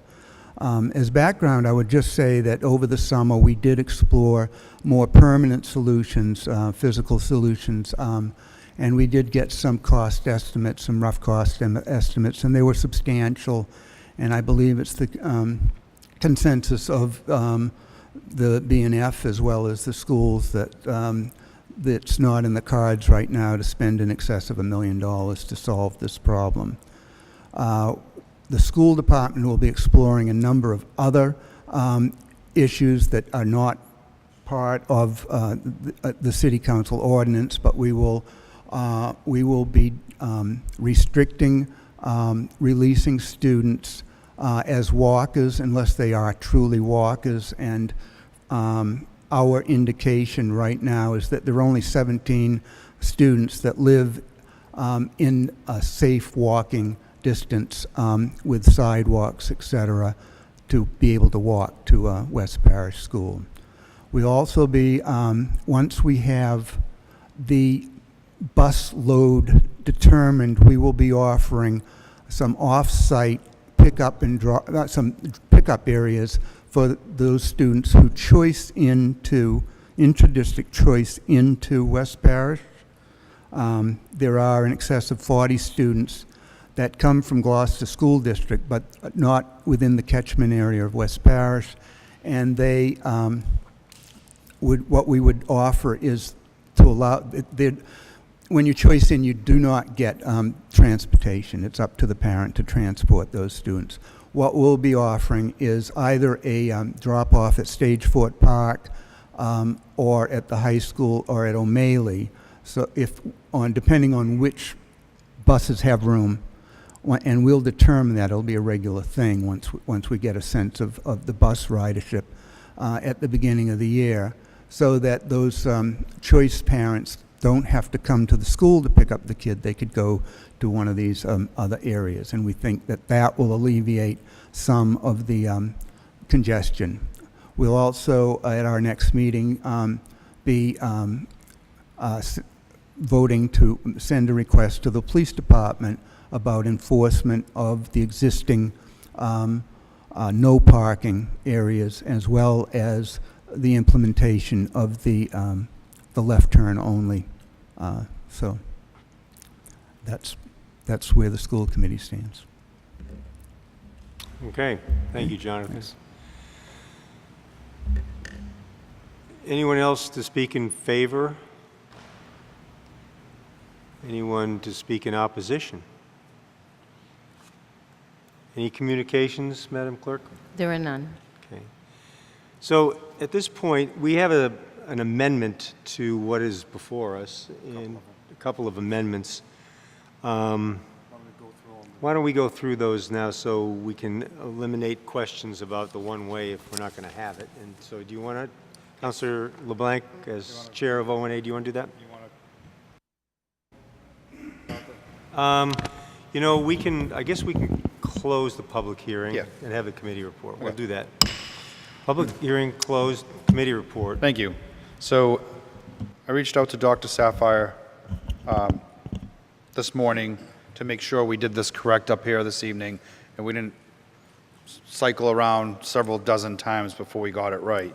And after listening to Chairman Pope, I'd like to make a motion to withdraw the first committee recommendation, which states, Ordinance and Administration voted 3 in favor, 0 opposed, to recommend that the City Council amend Gloucester Code of Ordinances, Chapter 22, Traffic and Motor Vehicles, Sections 22-267, one-way streets generally by adding, while school is in session on weekdays, Concord Street from its entrance of West Parish School southwest to Essex Avenue, approximately 285 feet from 2:45 p.m. to 3:15 p.m., and on early release days from 11:45 a.m. to 12:15 p.m. And I so move. So moved and seconded to withdraw the first recommendation. Correct. I think we can do a simple majority. All those in favor say aye. Aye. Opposed? Okay, thank you. Councilor LeBlanc. All right. So the second recommendation would be Ordinance and Administration voted 3 in favor, 0 opposed, to recommend that the City Council amend Gloucester Code of Ordinances, Chapter 22, Traffic and Motor Vehicles, Sections 22-145, Stopping, Standing, and Parking by adding live parking, drivers to remain with their vehicles for the purpose of picking up students at West Parish School will be permitted on the north side of Concord Street from the entrance of West Parish School 444 feet in a northerly direction towards the fire station during the same hours as described in 22-267, which is from 2:45 p.m. to 3:15 p.m. and on early release days from 11:45 a.m. to 12:15 p.m. And I so move. Well, that's why I stated the times instead of... Okay, well, I'll strike the during the same hours as described as and add the from 2:45 p.m. to 3:15 p.m. and on early release days from 11:45 to 12:15 p.m. And I so move. So that's moved and seconded. And just for, do you want to just describe what that does? Because that's the... Yes, so we voted on this last year.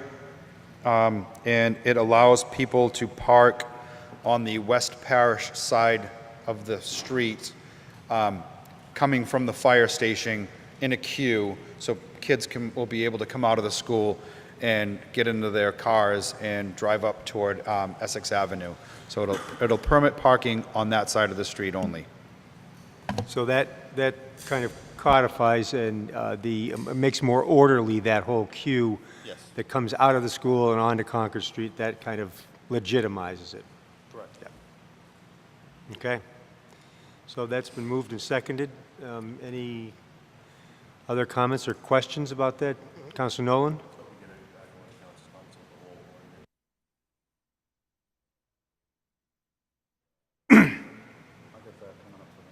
Yep. The amendment of the times. Yes. So yes, you amended that part of the ordinance to include the times, the specific times, as opposed to just the language that said the times of same hours described. So I'll move the amendments for the times for this recommendation. Right. So that will moved and seconded. All those in favor say aye. Aye. Okay. So now that main motion includes the times. And can we have, you've moved that? Yep. Second? We've got to move. Yeah. Yep. Okay. So that's moved and seconded for the parking part. Yes. And that is a simple majority. All those in favor say aye. Aye. Thank you. Opposed? Okay, next. The next recommendation would be Ordinance and Administration voted 3 in favor, 0 opposed, to recommend that the City Council amend Gloucester Code of Ordinances, Chapter 22, Traffic and Motor Vehicles, Sections 22-265, turning movements generally by adding no left turn from Concord Street onto West Parish School property from 2:45 p.m. to 3:15 p.m. and on early release days from 11:45 a.m. to 12:15 p.m. while school is in session, and I so move. Second. And I'd like to make an amendment to that also. Yes, go ahead. So I'd like to amend that by adding no left-hand turn coming from West Parish School property onto Concord Street. Right, right-hand turn. No, it would be left. Oh, no, you're right. It would be no left-hand turn. So Right turn only. my amendment would be no left-hand turn coming from West Parish School onto Concord Street. Go ahead.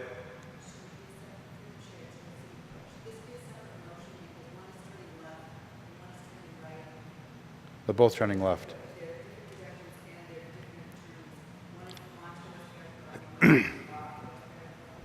But it would be in the same section, 22-265 of turnings and movements. Through the chair, what you could do is you can, what you're going to do is you're going to keep no left turn from Concord Street. You're going to keep that. So what you could do is amend it by adding no right turn from wherever you want it. No. No left. So it's the same motion, the same, it's the same section of 22-265. So turning and movements would be the same section as the left-hand. So we're voting, the main motion says no left-hand turn from Concord Street onto West Parish School property. So I'm amending this to add no left-hand turn from West Parish School onto Concord Street. Left. No left. No left-hand turn from West Parish School So onto Concord Street from 2:45 p.m. to 3:15 p.m. and on early release days from 11:45 a.m. to 12:15 p.m. while school is in session. And I so move. Right, moved and seconded. So that amendment, all those in favor say aye. Aye. Opposed? Thank you.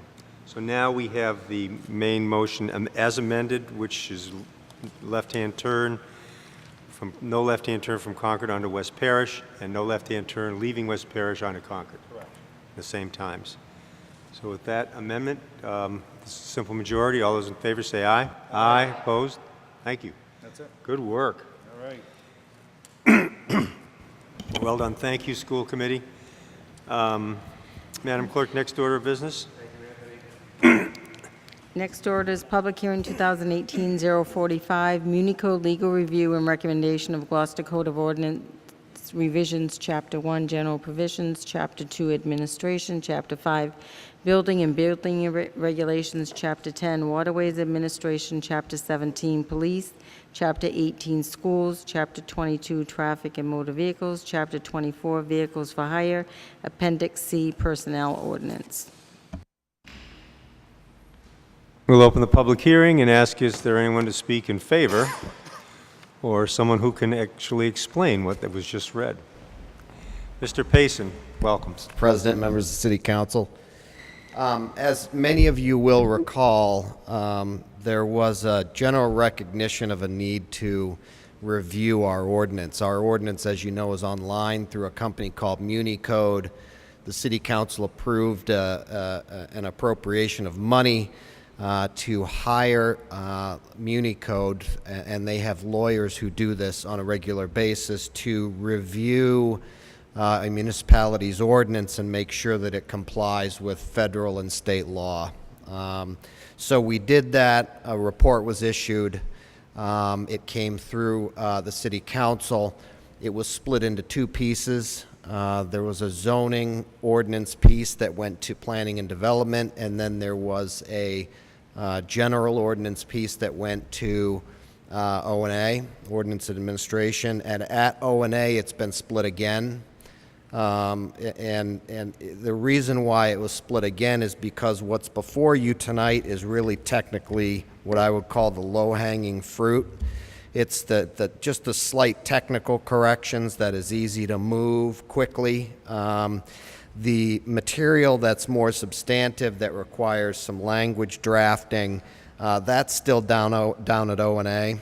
That may move depending upon Chairman LeBlanc, it may move up here in bulk or it may come up piecemeal, but that requires a little bit more work. So some examples of what's before you tonight are, for example, in Section 115, delete all references to Section 416A because 416A expired in 2017. Correct the reference to Code 1415, should be 1416. In 226, change triennial year to fifth year. 282, a statute was repealed, so they suggest that we delete the statute, change this article to this section, and I can go, on and on. But those are the kind of the more technical, low-hanging fruit type things that can be brought up here and what's before you tonight. So I'm happy to answer any questions, but like I said, there's more substantive changes that require some drafting that's still sitting down at O&A, and that'll be coming before you in the weeks and months ahead. Thank you, Chip. Okay, anyone else to speak in favor? Anyone to speak in opposition? Any communications? There are none.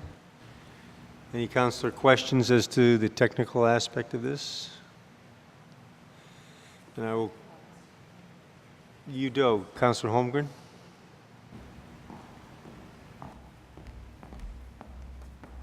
I was just hoping you could clarify, Chip, in 416A, what expired and if it will affect the rest of the ordinance.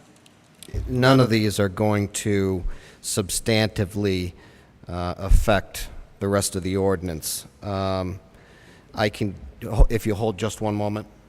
Thank you.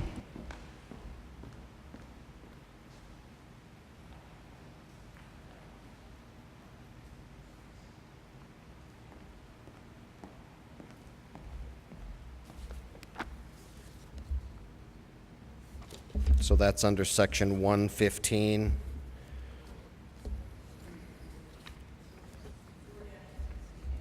Right, but it's under penalty for violation of certain specified sections of the code, which is Section 115. It says delete all references to Section 416A. So that is penalty for violation. 115 is penalty for violation of certain specified sections of the code. And 416A is or was dogs allowed on beaches at certain times, subparagraph 13. So according to this, that expired on December 31st, 2017. So the technical correction to the ordinance is to delete it. Make sense? Thank you, Chip.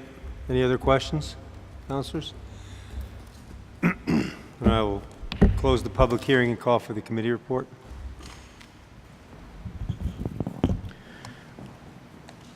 Ordinance and administration voted 3 in favor, 0 opposed to recommend that the City Council amend the Gloucester Code of Ordinances based on the General Council's memorandum dated July 16th, 2018 from attachment entitled List 1, and I so move. Second. Moved and seconded. Any other comments? Yes, so General Council's memo dated July 16th were from recommendations through Muni Code. The consultant, there's a group of amendments that will be forwarded to the council in the upcoming months. This is list number 1. We're going to have list number 2, and then we talked to Chip about some of the lengthy ones that are going to come down the pike, and instead of adding them to a O&A agenda, that we should probably just have a special ordinance, an off O&A meeting to just discuss these items rather than pile them on an agenda, so that way we can stay focused on these. Great. Sounds good. I have one Yes, other statement. Sure. So, oh, wait a second. She wants you to do that after the council vote. Sure. Okay. Any other? Okay. That's the committee report. Any councilor questions or comments? Then it is a Simple majority. All those in favor say aye. Aye. Opposed? Thank you. Councilor LeBlanc. Yes, I have a statement. So due to the result of the legal review of the Gloucester Code of Ordinances, it was recommended that an ad hoc committee be created for the purpose of reviewing Chapter 11, hawkers, peddlers, transient vendors, and special events, to be made up of city department heads, the CAO, general counsel, and a representative of the city council. The recommendations of this ad hoc committee will be forwarded to the Ordinance Administration Committee when ready for its consideration for any amendments to Chapter 11. Thank you. Okay, next order of business, Madam Clerk. It's public hearing 2018-46 to amend Gloucester Code of Ordinances, Chapter 22, Traffic and Motor Vehicles, Section 22-269, stop intersections by adding Travis Street at its intersection with Haskell Street. I'll open the public hearing, ask if there's anyone to speak in favor. Anyone to speak in opposition? Any communications? There are none. Okay. Any councilor questions on the technicalities? Seeing none, we'll close the public hearing. Call for the committee report. Councilor LeBlanc. Thank you. Seems like I've been doing a lot of talking this part of the public hearing. Ordinance and Administration voted 3 in favor, 0 opposed, to recommend that the City Council amend Gloucester Code of Ordinances, Chapter 22, Traffic and Motor Vehicles, Sections 22-269, stop intersections by adding Traverse Street at its intersection with Haskell Street, and I so move. Second. Moved and seconded. Any other comment about that one? This is Councilor Memhard's order, if through the chair, if he'd like to speak. Councilor Memhard. This is a tricky intersection, and if I catch any of you driving through it at speed without stopping, I shall report you, or worse. It's actually, there has been a fatality at this particular location at some time in the past, and our Traffic Commission Chair, Bob Ryan, has requested that this be added to the city's regulations. So we have worked with the O&A committee to do so. Thank you. Great. Makes sense. Thank you. Okay, simple majority. All those in favor say aye. Aye. Opposed? Thank you. Next item of business, Madam Clerk. It's public hearing 2018-46 to amend Gloucester Code of Ordinances, Chapter 22, Traffic and Motor Vehicles, Article 5, Stopping, Standing, and Parking, Division 1, generally, Section 22-176A, penalties for violation by deleting $45 in Code 04 and replacing it with $75, and amend Gloucester Code of Ordinances, Chapter 22, Traffic and Motor Vehicles, Article 5, Stopping, Standing, and Parking, Division 1, generally by adding Section 22-176B as follows. If the citation is paid not more than 21 days after the issuance of the fine shall be $75. If the citation is paid more than 21 days after the issuance of the fine, but before the parking clerk reports to the registrar as provided under Section 21A.5 of Chapter 90 of the Massachusetts General Laws, the fine shall be $80. If the citation is paid more than 21 days after the issuance of the fine and after the parking clerk has so reported, the fine shall be $100. Thank you. I'll open the public hearing. Call anyone to speak in favor of the motion? Yes. Don't all get up at the same time. Anyone to speak in opposition? Are there any communications? There are none. Any councilor questions as to the technicalities of this? Then I will close the public hearing and call for the committee report. Thank you. Ordinance and Administration voted 3 in favor, 0 opposed, to recommend that the City Council amend Gloucester Code of Ordinances, Chapter 22, Traffic and Motor Vehicles, Sections 22-176, Subsection A, penalties for violation by deleting $45 in Code 04 and adding $75, and I so move. Second. Moved and seconded. Any story behind this? Yes. Councilor O'Hara put in a home rule petition. The state has allowed us to increase the fines for parking violations, in particular in the beach zones. So Councilor O'Hara brought it to O&A, and the scofflaws have been parking in and around the beach areas rather than paying the beach fee to get in. It's basically the same amount, so it washes itself out. So this will increase the fine a lot more than the beach fees are. So if they decide that they want to park illegally, they're going to pay double of what the normal parking ticket or beach fee would normally be. So we're trying to hit them in the pocket to try to keep them not parking where they shouldn't be. So thank you, Councilor O'Hara, for initiating this. Councilor O'Hara. I just want to add that this came out of the hard work of the Beach and Traffic Visitor Ad Hoc Committee. There are many other issues that have been added and discussed, but this is the first thing that's come to fruition. So hopefully this will help the people in the Good Harbor Beach area over the long term. I'm sure it's not going to happen immediately, but when they get a few tickets, they're probably going to think twice about parking there. So I want to thank all the participants of the Beach and Traffic Visitor Ad Hoc Committee. Thanks. Thank you, Councilor O'Hara, for taking lead on this. Anybody else? Councilor Memhard, your award. I'm very appreciative of this effort. I think it will be appreciated by our constituents and our residents in the beach areas. My question would be just to clarify so that we don't have to wait for them to get that first ticket in the mail, but if there's any opportunity to communicate the new fee structure once it is enacted and publicized and goes through the review so that people have a heads up. I don't know that the signage, for example, where it says no parking tow zone reflects a dollar amount. So I'm just curious if there is consideration of an opportunity to communicate that before they actually get something in the mail that is a surprise.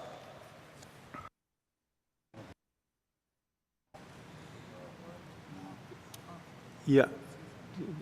Yes. This will take effect after the beach season, though. It'll be like 31 days after tonight's vote. So we probably won't be in the beach season, so we'll probably give us enough time to get the word out there, or maybe the Gloucester Daily Times can do an article on it. Yep. And if possible, again, if we could post the change in some prominent place on the city's website or in relation to the beach. People do check the city's website for information about where to park.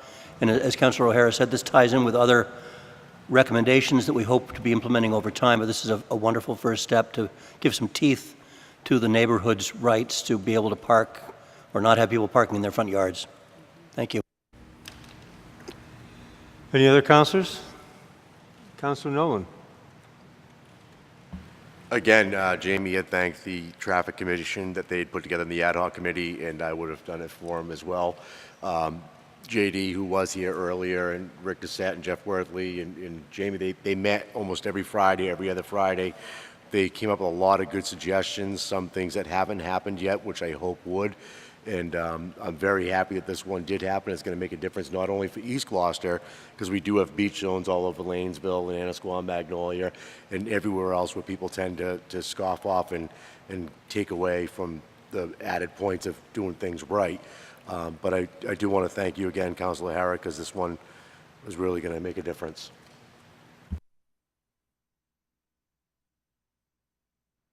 Thank you, Councilor Nolan. Yes, Councilor Holmgren. I echo everything that's been said. Councilor O'Hara, thank you very much. Thanks to the Ad Hoc Beach Committee, and I will be supporting this tonight. Yeah, Councilor Gilman. Yeah, I just want to echo what everyone says here. I mean, I too have some beaches in our ward, and we kind of like them though, Scott. But it's really becoming.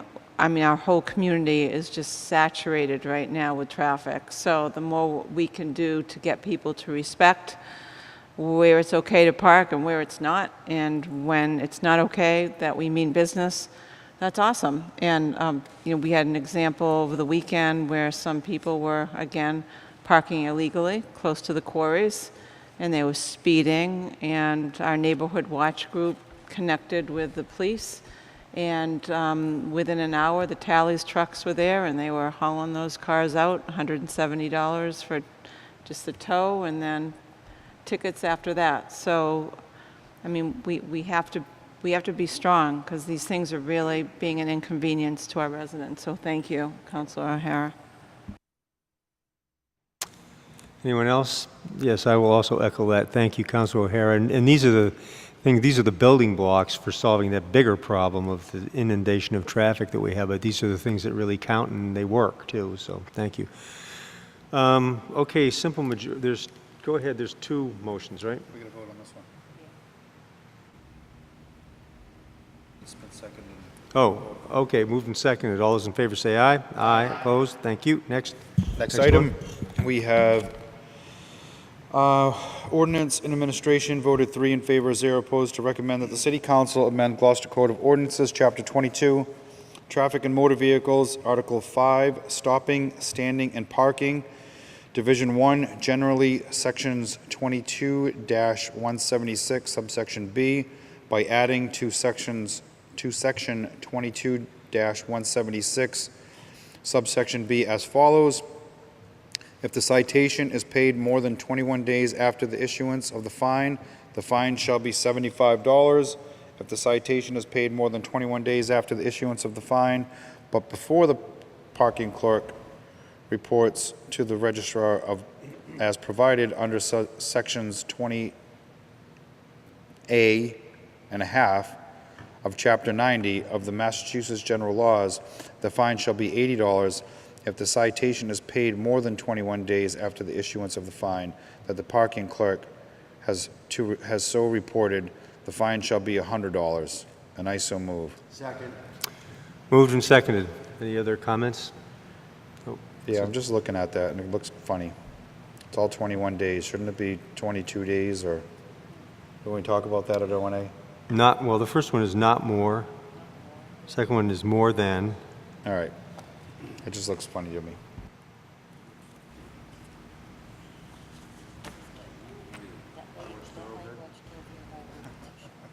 No, that's fine. It looks right now. I looked at it. Okay, so Yeah. all those in favor say aye. Aye. Opposed? Thank you. Next order of business, Madam Clerk. Next order of business is for council vote, the communication regarding special council permit 2015-001, the decision for 250 Concord Street to allow applicant to withdraw without prejudice.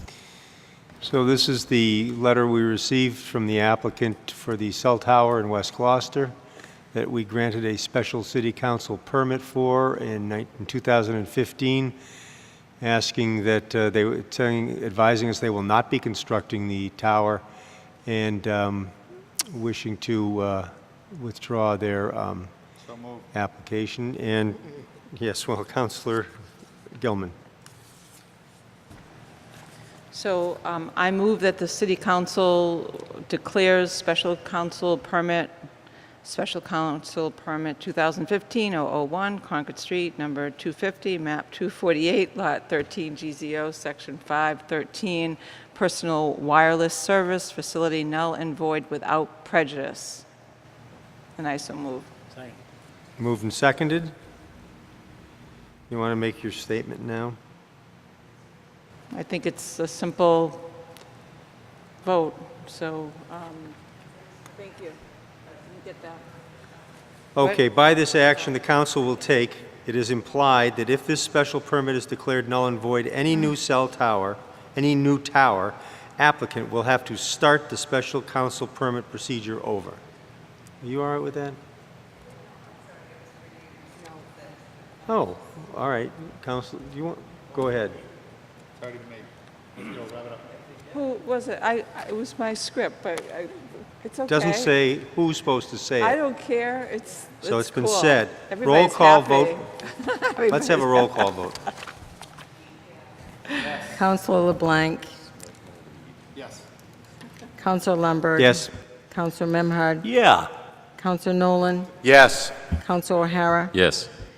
Councilor Cox is absent. Councilor Gilman. Yes. Councilor Heck. Yes. Councilor Holgram. Okay, the motion for the withdrawal of the decision of special city council permit 2015-001 regarding 250 Concord Street passes on a vote of 8 in favor, 1 absent. Councilor Nolan? I just want to say on this matter for the cell tower at 250 Concord Street, I attended plenty of the meetings before this had actually happened, listened to the neighbors. There was a strong opposition group with the No Tall Tower people. I believe that the city council, the neighbors, and everybody involved in this came to a reasonable solution for a much-needed cell tower in West Gloucester. And I still find it troubling and disturbing that one individual can follow through with lawsuits long enough to inconvenience everybody else in a large community on both sides of the Annisquam River over their own ideas, and to the point where the attorneys from AT&T actually gave in and left the scene. And I feel as though that was troubling to me, that many, many, many people, after a long compromise and some good decisions, have been affected by this one individual. Thank you. Anyone else? Okay, next item of business.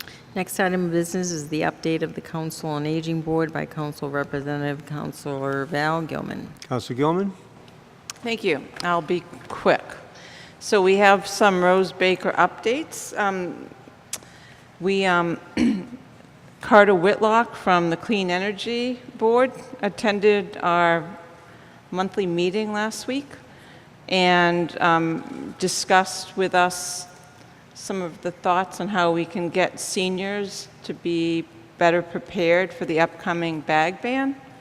And one of the things that she suggested, which was agreed to by the Council on Aging Board, is that on September 25th, it's a Tuesday, we'll be passing out reusable bags to seniors at Flu Shot Day.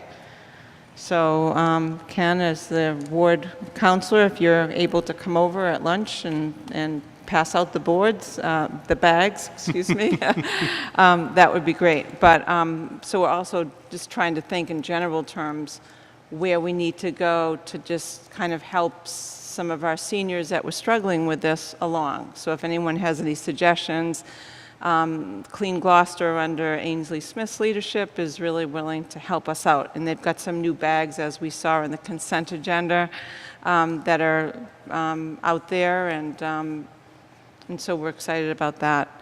There's something really cool happening on Monday, August 27th. The Gloucester History Sharing Program, Monday, August 27th at 10 a.m. It's the 1930s in Gloucester. It's conducted by Beth Whelan, offered by Phyllis A. Marine Association, supported by Awesome Gloucester, Belinda Fund, Friends of Seacoast, and Gloucester Cultural Council. So it sounds pretty cool. One of the things that is kind of new right now that I wanted to mention, if any folks are still watching our long meeting on cable, the smartphone orientation is tomorrow, Wednesday, August 15th at 10 a.m. And it's free for people that have their cell phones from SafeLink, Assurance, or any other federal support program. Everyone else can participate for $10. You can learn how to make calls, volume up, turn your volume up, use email, text, use your camera, and how to save contacts. And then the most exciting is a more high-level course for Smartphone Fundamentals, course part 1, on August 22nd at 9:15 to 11:15. There's going to be a more advanced course on smartphone. And this is something that's been a request of the seniors, and we think it's kind of cool that we're meeting it. And the second class for the Smartphone Fundamentals will be announced. And the final thing that I wanted to mention is 83 seniors from Rockport Council on Aging and Rose Baker attended the dress rehearsal of Little Mermaid last Monday night at the Annisquam Village Players. And so that was a huge success. It's something, it's become a tradition where we reach out to the seniors that typically wouldn't attend a show, and they get to come and watch, and we give them cookies at intermission and water, and they really love coming to the show. So those are my highlights of Council on Aging right now, and there's a lot going on there. It's buzzing, and it's exciting. So thank you. Thank you, Councilor Gilman. A lot to be proud of at the Senior Center. So, last thing is councilors' request to the mayor or whatever else you'd like to say. Councilor Holmgren, you want to start? Yes, I'd like to give a brief update on the Animal Advisory Committee. At its meeting on July 12th, they unanimously voted on a recommendation, or several recommendations, for city administration to take in the next steps for piping plover protections.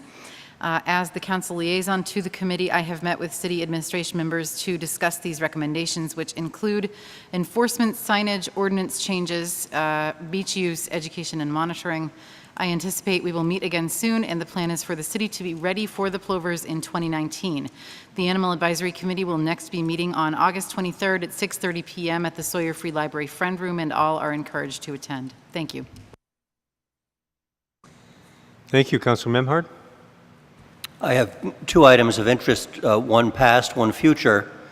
In case any of you missed it, we had an incredible and very noisy reenactment of the Battle of Gloucester Saturday morning on the fort on Pavilion Beach. And I would like to report that with a lot of style, Gloucester regulars saved the city again. They stopped efforts by the British to land and to burn Gloucester. And even the Beauport Hotel survived. But there was a lot of gunpowder that was burned, even without bullets. Looking forward, this weekend, we're hosting at Stagefort Park, the Chamber of Commerce Waterfront Festival and Crafts Fair. It's kicked off Saturday morning by the Gloucester Rotary Pancake Breakfast, where they are very generous with their blueberries. And that'll go on all Saturday and all Sunday, and I welcome all to join. There'll be a lot of cool ice there, too. Thank you, Councilor. Councilor Nolan? I just want to give a little friendly reminder out there to the residents of Gloucester that resident sticker parking means resident sticker parking, and you need to have a resident sticker, not a registration, and not an issue where it becomes a argument with the local police department because you live there but don't have a sticker. It's cheap, it's easy, and it's the law. Thank you. Thank you. Councilor LeBlanc? Yes, just a reminder, there is a blood drive at the Sawyer Free Library this Saturday at 9 a.m. and you get a gift card to Amazon or something like that, I think. I gave blood last night at the fraternity club. And also, I'd like to make a request that'll save me from calling in the morning. So that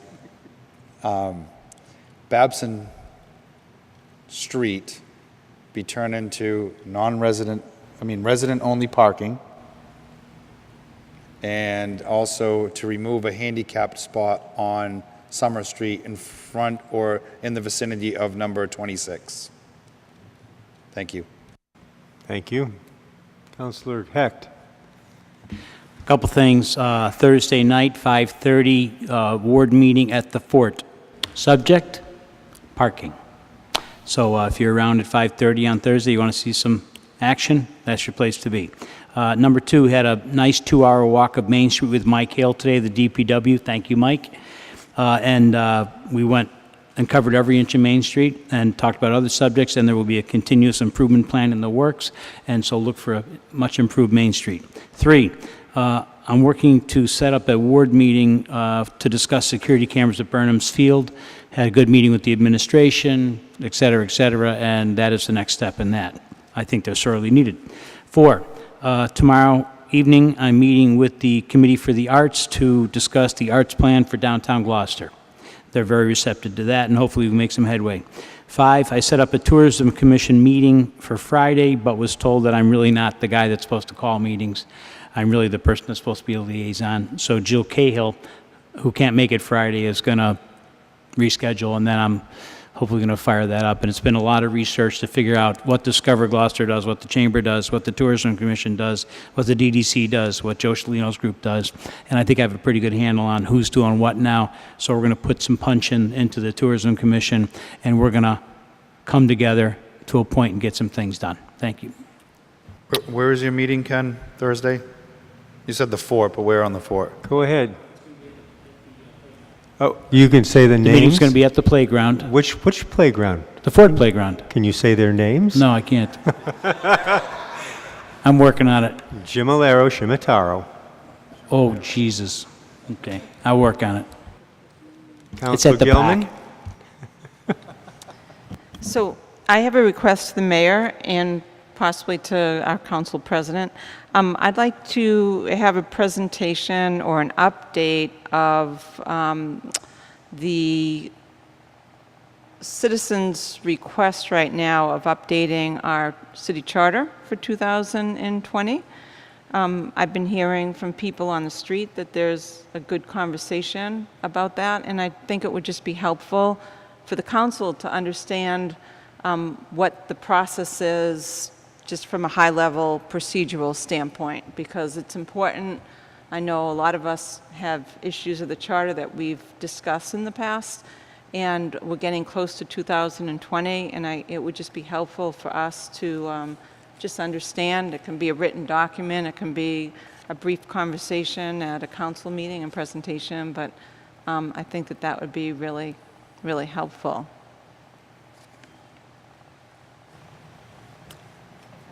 Yes, Joanne. Okay, so I have met a couple of times with a couple of individuals who are interested in bringing this forward. And I've given them the procedural process, plus gotten the correct forms from the state. So I'm not sure if they have met with the administration or not. I haven't heard that, so I'm just saying they have met with me a couple of times, but if you want the administration to go forward on this, that's fine with me. Well, Counselor, if I may, maybe when your weekly conversation with the mayor, maybe you can ask her how, I know that we don't get actively involved with it, but I just find that it would be helpful for me. I'm a newbie, this is my third Sure. year, but I have no clue what the steps are, and I think that it would be helpful to Right, learn. and neither does the administration, actually. So, but we can, if we can try and give an outline of how it works, That's we all. and the council, Great. we can certainly do that. It's in the charter and in the state law. Great, thank you. And then I have a couple of other brief things. I have a group that's working on refurbishing the Little Shack in Lanes Cove, and we're going through the permitting process right now with the city. It's pretty cool. And been meeting with the Friends of the Avis Murray public tennis courts on the boulevard right now, and we're making headway on that. And tonight, before this meeting, I went to the UMass Marine Station welcome to Katie Cohn, and also to Brian Cheng and Dr. Lisa Komorowski, and that was at the Lanes Cove Historical Association, and I was given a tour today. And what we're planning on doing for September is having an open house there for everybody to come, and it's pretty cool, and I think we're thinking of doing something in conjunction with the Chamber of Commerce, so it will be both for people and to come, some photo ops, but it's really cool, and they're doing a lot of work on the street right now. The final thing I wanted to mention is just very briefly, I did attend the Board of Health meeting on August 2nd, and just to update the council that they're working on a regulation banning smoking on public beaches, and they went over the language at that meeting, and they are working on tightening up the language. They'll be doing that at their September 6th meeting, and then there's a plan for a public hearing in October. So just to let council be aware that that is happening. And they're also developing a pretty thorough Board of Health marijuana regulation document, which talks about inspection and things like how they're going to inspect trash in the cultivation centers and in the retail shops. And there's quite a bit of information that they're working on. So it was kind of interesting to hear their whole side of what their role is going to be as we push this forward. So that is it. I also have Rotary tickets for the pancake breakfast.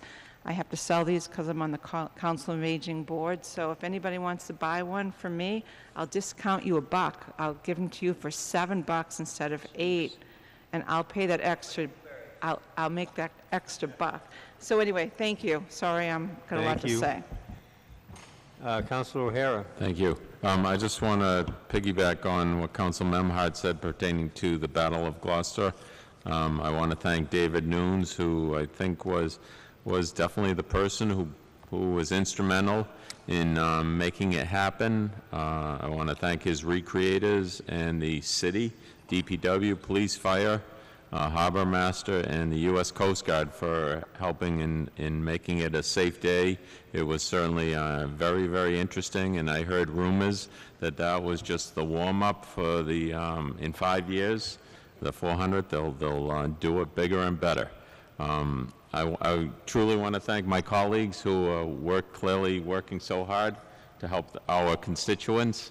I want to thank you because obviously, as we talked, we had a good debate tonight, and that's what they voted us to do.